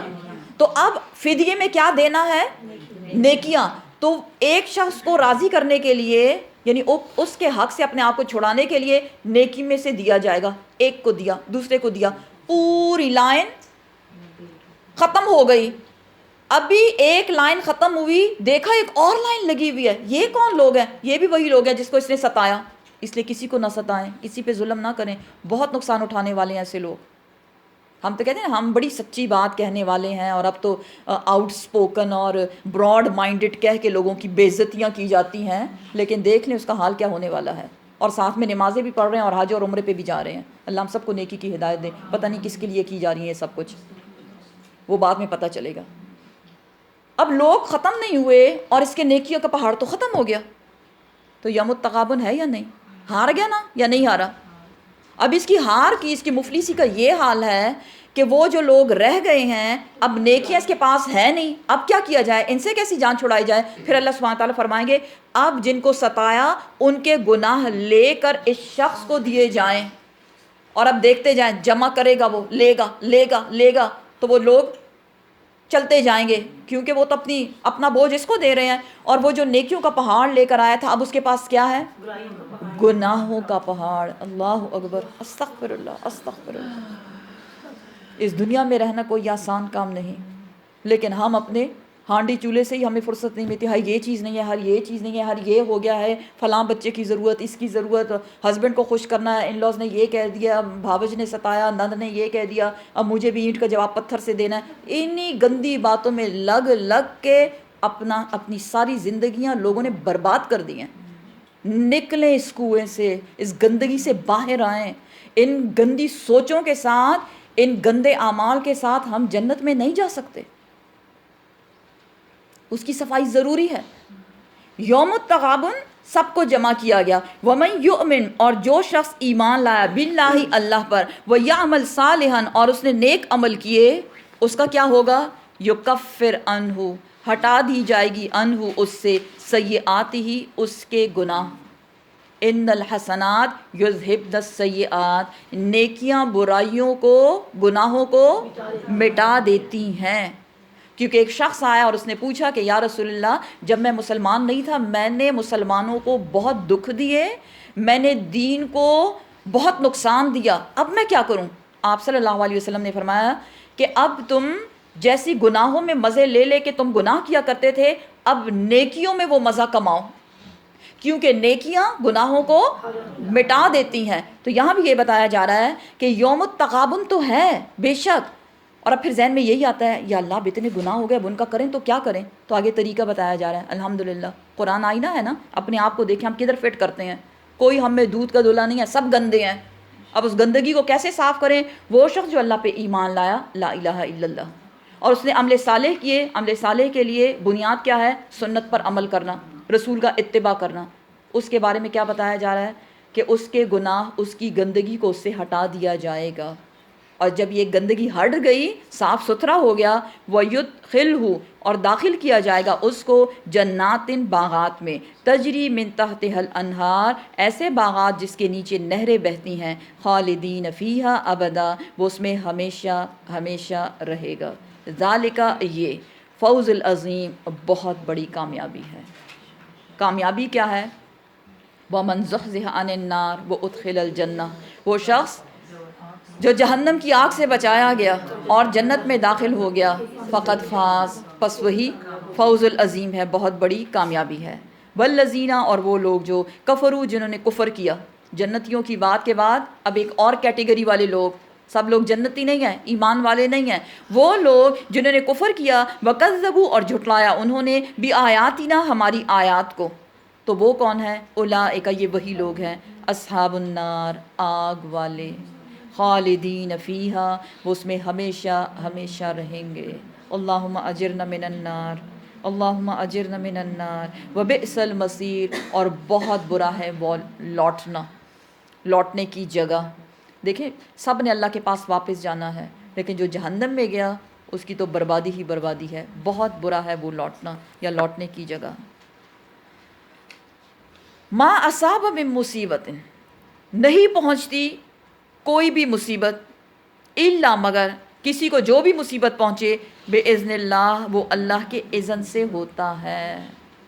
اب یہ ایک بہت خوبصورت بات ہمیں بتائی جا رہی ہے۔ کیا بتایا جا رہا ہے؟ کہ اے انسان، دیکھیں زندگی ہے نا، ایمان کے راستے پر چلتے چلتے کبھی ایک نے پکڑ لیا، کبھی دوسرے نے پکڑ لیا، کبھی ایک نے بہکا دیا، کبھی دوسرے نے بہکا دیا۔ اللہ سبحانہ و تعالیٰ کیا فرماتے ہیں؟ اے انسان، تجھے جو بھی تکلیف پہنچتی ہے وہ میرے اذن سے، میری اجازت سے پہنچتی ہے۔ اب ہمارے ساتھ کیا ہوتا ہے؟ جب ہم کسی آزمائش میں پڑتے ہیں تو ہم کیا کرتے ہیں؟ لوگوں کو بلیم کرتے ہیں۔ قرآن کے اسٹوڈنٹ ہیں نا، الحمدللہ الحمدللہ 28 پارے پہ پہنچ کے اب تو ہمیں یہ کم از کم سیکھ ہی لینا چاہیے، کیا کہ جو مجھے تکلیف پہنچی ہے وہ کسی نے نہیں دی، کس کی طرف سے آئی ہے؟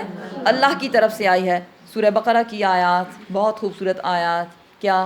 وَلَنَبْلُوَنَّكُمْ بِشَيْءٍ مِّنَ الْخَوْفِ وَالْجُوعِ وَنَقْصٍ مِّنَ الْأَمْوَالِ وَالْأَنفُسِ وَالثَّمَرَاتِ وَبَشِّرِ الصَّابِرِينَ۔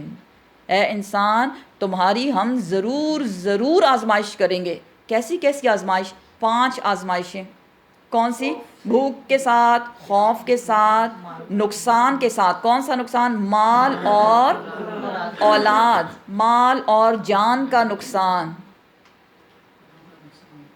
اور پھلوں کا نقصان. لیکن وبشر الصابرین، خوشخبری سنا دو ان لوگوں کو جو صبر سے کام لیں. اور صبر کون سا صبر؟ جو پہلی چوٹ پہ انسان صبر کرتا ہے اسی کو صبر کہتے ہیں. کون ہے یہ صبر کرنے والے؟ الذین اذا اصابتهم مصیبۃ قالوا انا للہ وانا الیہ راجعون اولئک علی ھدی من ربہم ورحمہ واولئک ھم المہتدون. یہ وہ لوگ ہیں جن کو مصیبت پہنچتی ہے، تکلیف پہنچتی ہے، ان 5 آزمائشوں میں سے کوئی بھی آزمائش، تو وہ کیا کہتے ہیں؟ لوگوں کو بلیم نہیں کرتے، ہم اللہ کے لیے ہیں اور ہمیں اللہ ہی کے پاس جانا ہے. اس لیے اس میں کسی کا قصور نہیں ہے. اس لیے اللہ سبحانہ و تعالیٰ نے ایسی سوچ رکھنے والوں کو کیا کہا؟ یہ کون لوگ ہیں؟ جی، ان کو خوشخبری بھی ہے. اور یہ کون لوگ ہیں؟ اولئک علی ھدی من رحمت، اللہ کی ہدایت یافتہ لوگ ہیں یہ، اور اللہ کی رحمت ہے ایسے لوگوں پر، اور ایسے لوگ ہی کامیاب ہونے والے ہیں. بھلے نہ دنیا میں لگے کہ بڑے ناکام ہو گئے ہیں، ان کو تو بڑا نقصان ہو گیا ہے، بلکہ ایک کانسیپٹ کیا ہے کہ اگر کوئی زیادہ آزمائش میں ہے تو لوگ کیا کہتے ہیں؟ پتہ نہیں کس گناہ میں پکڑا گیا. کبھی منہ سے الفاظ نہ نکالیں. ہم نکالتے ہیں، نہیں نکالنا چاہیے، بلکہ سم ٹائمز وہ بندہ خود کہتا ہے پتہ نہیں کیا ایسا ہو گیا مجھ سے جو اللہ کو پسند نہیں آیا. کیا ہمارے پاس گارنٹی ہے کہ ہماری ہر بات اللہ کو پسند آئے گی؟ کتنی چیزیں ہیں، کیا کچھ کرتے رہتے ہیں. اللہ ہم سب کو معاف کر دے. تو جو بھی مصیبت تم کو پہنچے وہ اللہ کے اذن سے ہے.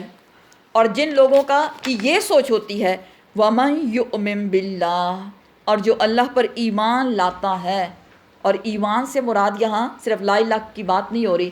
کس بات پر ایمان؟ مجھے جو تکلیف پہنچی یہ اللہ کی طرف سے ہے.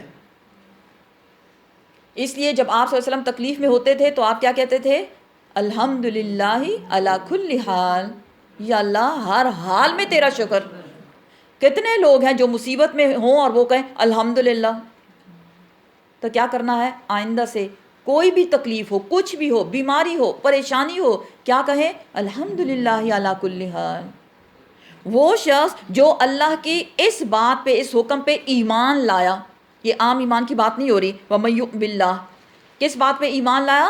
کہ ہر خیر و شر اللہ کی طرف سے ہے. اللہ سبحانہ و تعالیٰ کیا کرتا ہے؟ یہدی قلبہ، اللہ اس کے دل کو تھام لیتا ہے. یہ وہی فقد استمسک بالعروۃ الوثقی لا انفصام لها، سورۃ البقرہ میں جو ہم پڑھ چکے، کہ جو اللہ کو تھام لیتا ہے، اللہ کو اپنا سہارا بنا لیتا ہے، لا انفصام لها، اس کے لیے کوئی ڈپریشن ہی نہیں.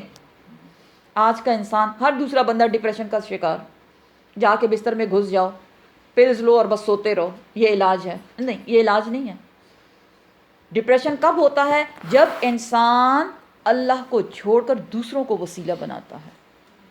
پھر ہم ہر شر کے لیے دوسروں کو بلیم کرتے ہیں، اور جب کوئی خیر نصیب ہوتی ہے اس کا کریڈٹ بھی لوگوں کو دیتے ہیں. تو پھر آپ رب کدھر گیا؟ ہے نا کوئی رب تو ہے نا، رب العالمین ہے کہ نہیں ہے؟ کون ہوتا ہے رب؟ خالق، مالک اور مدبر. تو جو اپنے آپ کو اللہ کے حوالے کر دیتا ہے، اللہ سبحانہ و تعالیٰ اس کے دل کو تھام لیتا ہے. جس سے کیا پتہ چلا کہ کوئی بھی مصیبت جب آتی ہے وہ انسان کی ہدایت کا باعث بنتی ہے. پہلا پوائنٹ، کوئی بھی مصیبت، کوئی بھی آزمائش، انسان اس سے کیا سیکھتا ہے؟ اس کو ہدایت ملتی ہے. دوسری بات، کسی بھی مصیبت کے آنے سے انسان کا دل کیسا ہو جاتا ہے؟ نرم پڑ جاتا ہے. تیسرا پوائنٹ، کوئی بھی مصیبت آنے سے انسان عاجز ہو جاتا ہے، اس کو اپنا آپ بہت کیا لگتا ہے؟ حقیر لگتا ہے، میرے اختیار میں تو کچھ نہیں ہے. دیکھیں کتنے لوگ ہیں جو خوشی کے وقت اللہ کو یاد کرتے ہیں. لوگ موسٹلی کب اللہ کو یاد کرتے ہیں؟ جب کوئی مصیبت، کوئی بلا سر پہ پڑتی ہے تو وہ کیا کرتا ہے؟ انسان کو عاجز بنا دیتا ہے. ایک اور پوائنٹ جو اس سے ہمیں سیکھا کیا، کہ جب اللہ کی طرف سے مصیبت آتی ہے تو انسان غفلت سے بیدار ہو جاتا ہے. کون سی غفلت؟ ان ذکر اللہ، نماز پڑھ لیں گے بعد میں پڑھ لیں گے، اوکے، لیکن جب مصیبت آئی ریگولر نمازیں، کتنے لوگ ہیں جو مصیبت آنے پر ریگولر نمازیں پڑھتے ہیں؟ کیوں؟ تاکہ اللہ سے مانگیں، دعائیں کریں۔ ایک اور جو پوائنٹ بنتا ہے وہ ہے تکبر کا ختم ہو جانا، انسان اپنے رب کی طرف رجوع کرتا ہے۔ پیچھے پڑا نا منافقین سے کیا کہا گیا؟ آؤ رسول کے پاس تمہارے لیے استغفار کرے، تو انہیں کیا؟ ہمیں ضرورت نہیں ہے، تکبر تھا نا۔ تو جب مصیبت آتی ہے انسان کا سارا تکبر ختم ہو جاتا ہے، وہ اپنے رب کی طرف رجوع کرتا ہے۔ تو کیا رب سنتا ہے؟ بے شک کہ رب سنتا ہے اور رب جواب دیتا ہے۔ واللہ، اور اللہ سبحانہ وتعالیٰ، بکل شیء علیم، ہر چیز کو جاننے والا ہے۔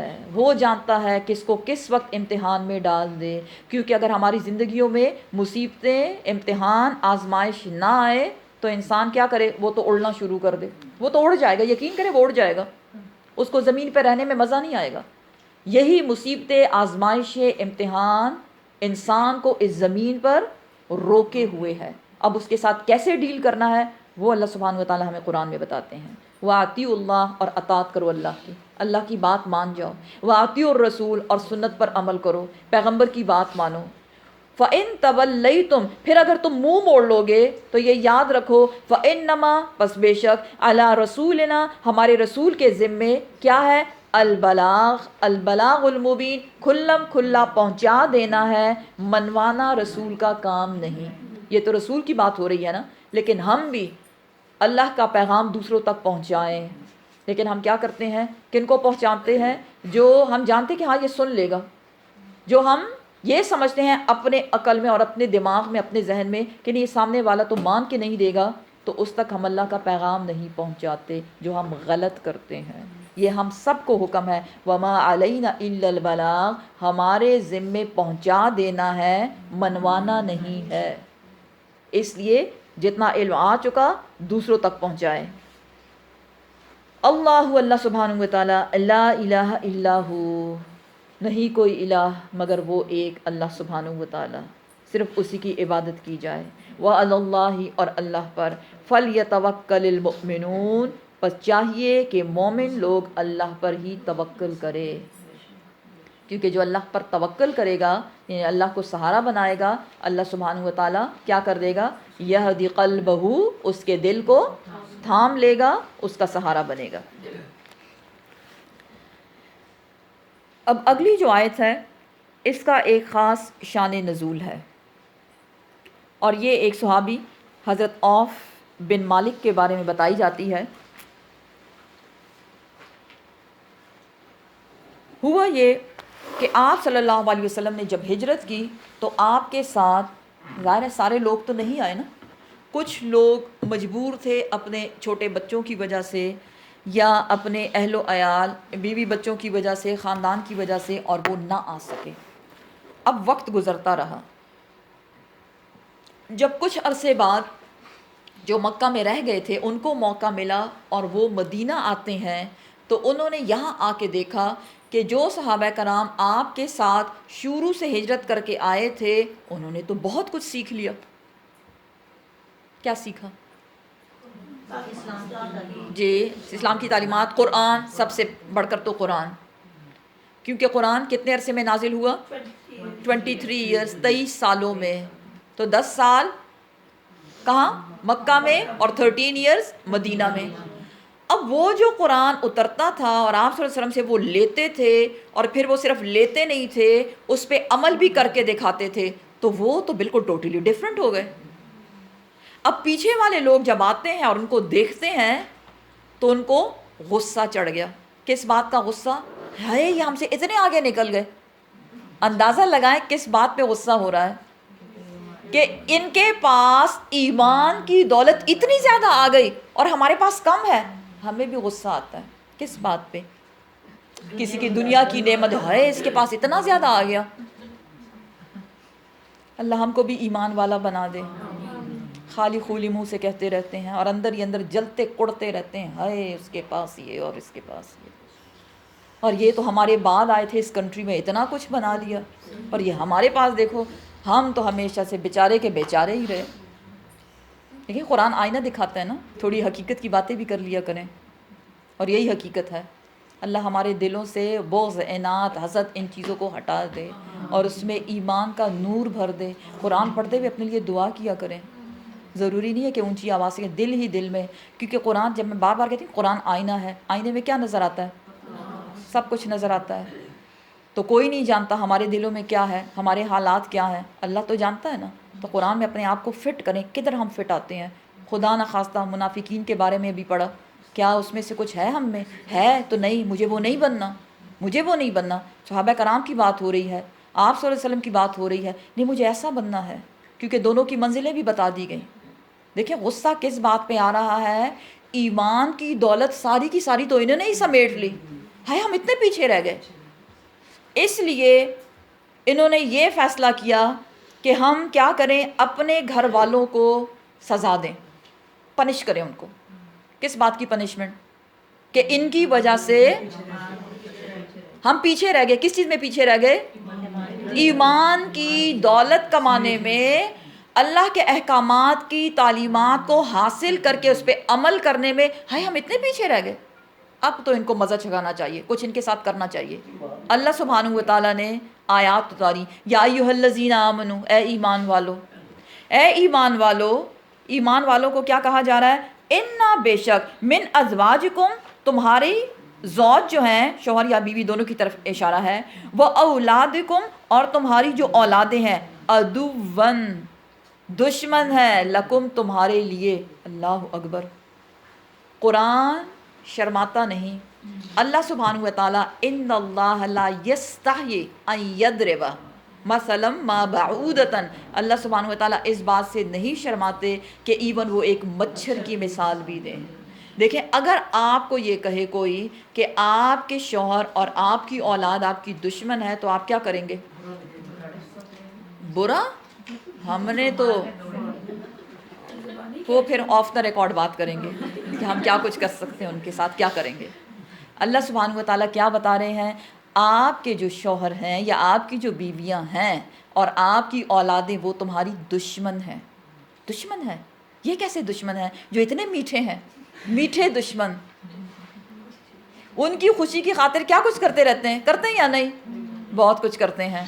اللہ سبحانہ و تعالیٰ بتا رہے ہیں وہ تمہارے دشمن ہیں, فَاحْذَرُوهُمْ, پس ان سے چوکنے رہنا. ایسے دشمن, اب یہ نہیں کہا ان کو کاٹ دو, ان کو چھوڑ دو, کہیں اٹھا کے ان کو پھینک دو, کر سکتے ہیں؟ نہیں. ان دشمنوں کے درمیان میں رہنا ہے. وَلَنَبْلُوَنَّكُمْ, وہی بات ہے, ہم آزمائش کریں گے تمہاری. یہاں سے آزمائش شروع ہوتی ہے انسان کی. اور آزمائش کیا ہے؟ تمہارے گھر والے سب سے پہلی آزمائش. چھوڑنا نہیں ہے, کیا کرنا ہے؟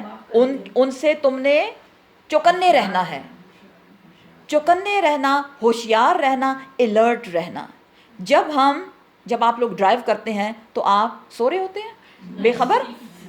اگر ایسا کریں گے تو کیا ہو جائے گا؟ تو ہم کیا کرتے ہیں؟ چوکنے رہتے ہیں. ادھر بھی دیکھ رہے ہیں, ادھر بھی دیکھ رہے ہیں, سامنے بھی دیکھ رہے ہیں, سب کچھ دیکھ بھال کے. تو الحمدللہ ہمارا سفر کیسا کٹتا ہے؟ الحمدللہ سیف. الحمدللہ. تو اگر زندگی کے سفر کو سیف بنانا ہے تو اپنے ان میٹھے دشمنوں سے بچ کے رہیے. اب اس کا علاج بتایا جا رہا ہے, کیسے ٹپ بتائی جا رہی ہے, بہت خوبصورت آیات. کیا بتایا جا رہا ہے کہ تم کیا کرو؟ وَإِن, اور یہ کہ تعفو, تم درگزر کرو, وَتَصْفَحُوا, اور تم معاف کر دو, وَتَغْفِرُوا, اور تم تغفروا, چھوڑ دو, بخش دو اس کو.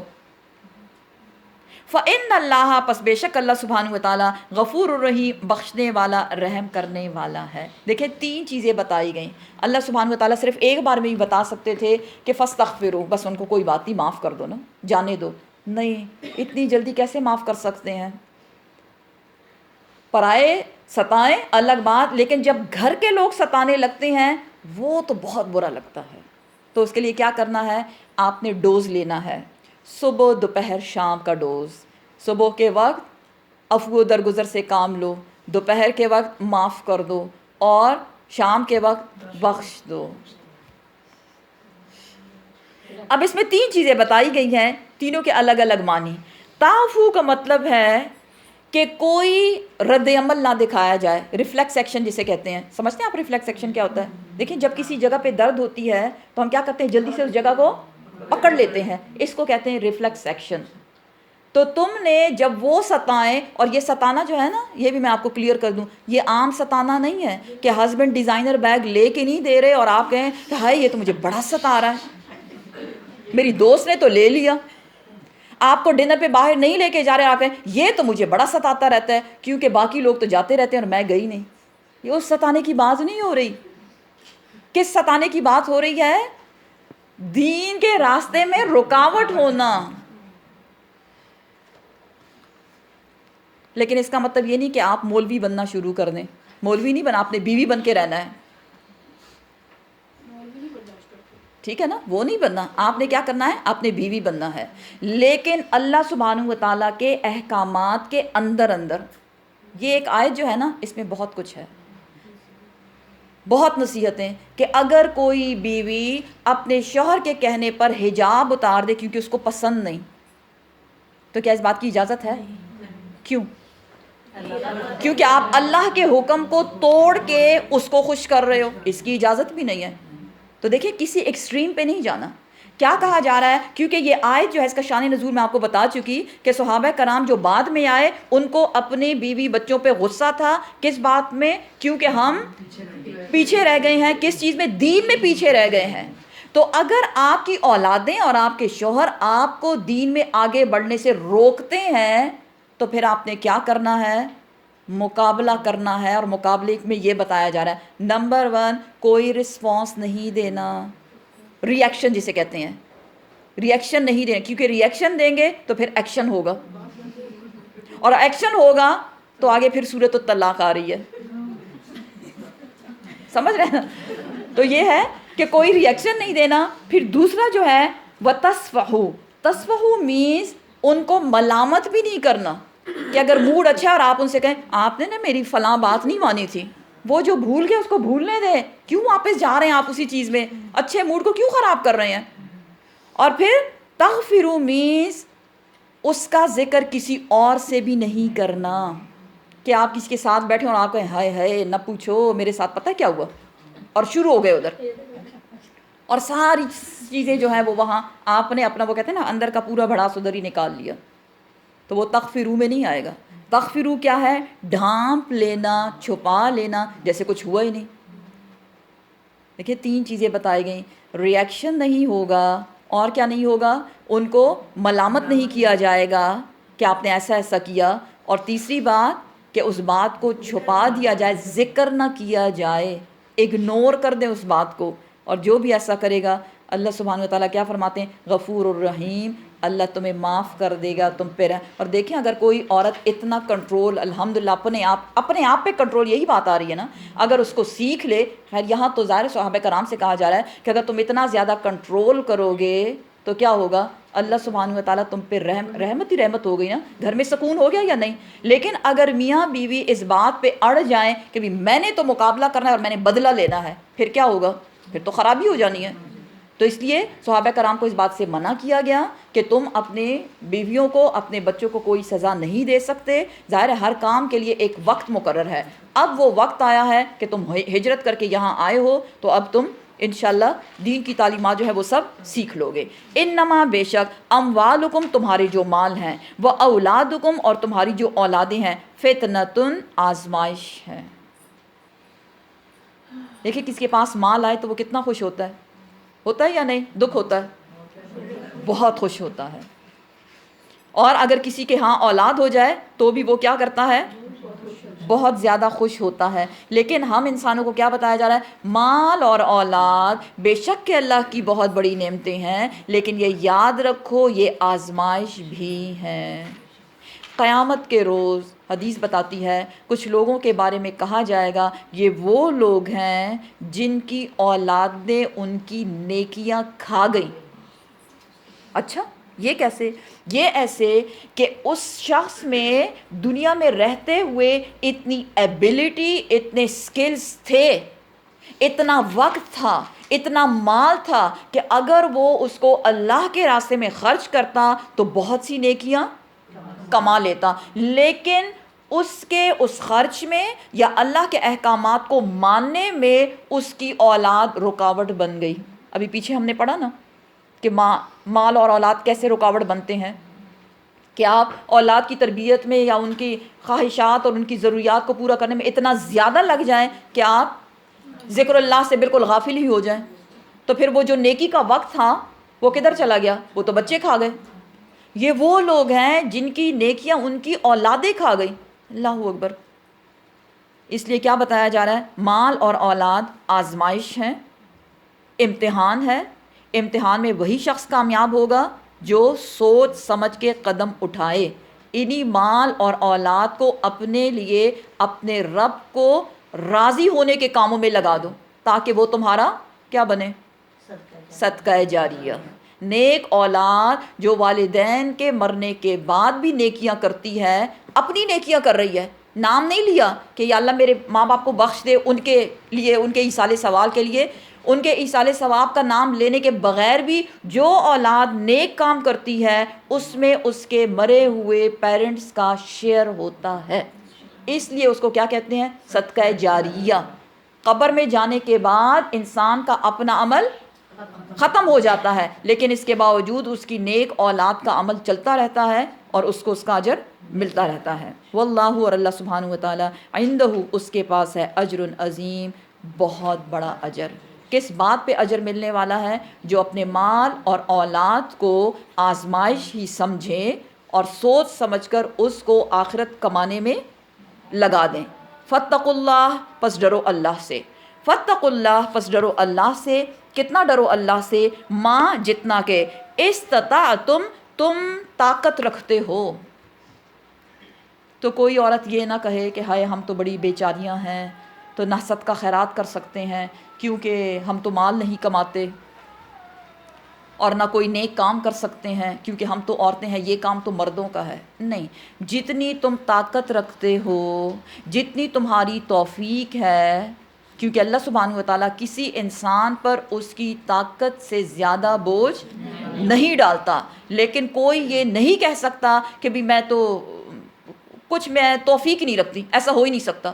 رکھیں گے تھوڑی، کوئی بات نہیں، لیکن رکھے گا انسان ضرور کچھ نہ کچھ۔ کیا؟ توفیق۔ کس چیز کی توفیق؟ فاتقوا اللہ، اللہ سے ڈر۔ اللہ سے ڈر مینز اللہ کے احکامات پر عمل کرنا، دین کو فالو کرو جس حد تک تم سے ہو سکے۔ لیکن اب اس کا مطلب یہ نہیں کہ ہم کہیں کہ ہاں ظاہر ہے ہم تو ایک ایسی کنٹری میں رہتے ہیں کہ یہاں تو مسلمان بہت کم ہے، نہ ہونے کے برابر، تو ہم تو بڑے مجبور ہیں۔ اس کو مجبوری نہیں کہا جاتا، کیونکہ پیچھے ہم پڑھ چکے کہ جب ایسے لوگوں کی جانیں نکالنے کے لیے موت کے فرشتے آئیں گے تب ان سے کیا پوچھیں گے؟ یہ کن کاموں میں، کن چکروں میں تم پڑ گئے تھے؟ تو وہ لوگ کیا جواب دیں گے؟ ہم بڑے مجبور تھے۔ تو فرشتے کیا کہیں گے؟ کیا اللہ کی زمین اتنی بڑی نہیں تھی کہ تم ایک جگہ سے دوسری جگہ ہجرت کر کے چلے جاتے؟ تو تم نے کیا کیا؟ ہجرت کرنے کی بجائے اپنے دینی کو خیر آباد کر دیا، دینی کو چھوڑ دیا تم نے، جس کی اجازت بالکل بھی نہیں ہے۔ فاتقوا اللہ، ڈرو اللہ سے، مستطاعتم، جتنی تم توفیق رکھتے ہو، جتنی تم طاقت رکھتے ہو، واسمعوا، اور غور سے سنو۔ سننا بہت ضروری ہے، عمل کرنے کے لیے سننا بہت ضروری ہے۔ سورہ ملک میں ہم ایک آیت پڑھتے ہیں کہ جہنمی کیا کہیں گے؟ لو کننا نسمع او ناقل ما کن فی اصحاب السعیر، کاش، اے کاش۔ جہنمی کس بات پہ کاش کہہ رہے ہیں؟ کاش کہ ہم غور سے سنتے اور عقل سے کام لیتے تو آج ہم آگ میں نہ جاتے۔ یہاں کیا بتایا جا رہا ہے؟ فاتقوا اللہ، ڈرو اللہ سے، مستطاعتم، جتنی بھی تم توفیق رکھتے ہو، واسمعوا، اور غور سے سنو اللہ کے احکامات، واطیعوا، اور اطاعت کرو۔ کس کی اطاعت کرو؟ غور سے کیا سنو؟ کیا سنایا جا رہا ہے؟ اللہ کے احکامات سنائے جا رہے ہیں، اور اس پہ عمل بھی کرو۔ لیکن عمل کب ہوگا؟ جب غور سے سنو گے۔ جو لوگ سو رہے ہیں ان کو کچھ سمجھ نہیں آنے والا۔ وَأَنفِقُوا، اور خرچ کرو، خیراً، بہتر ہے، لِأَنفُسِكُمْ، تمہاری اپنی جانوں کے لیے، کیونکہ جو خرچ کرو گے وہ کدھر جا رہا ہے؟ اللہ کے ہاں محفوظ ہو رہا ہے۔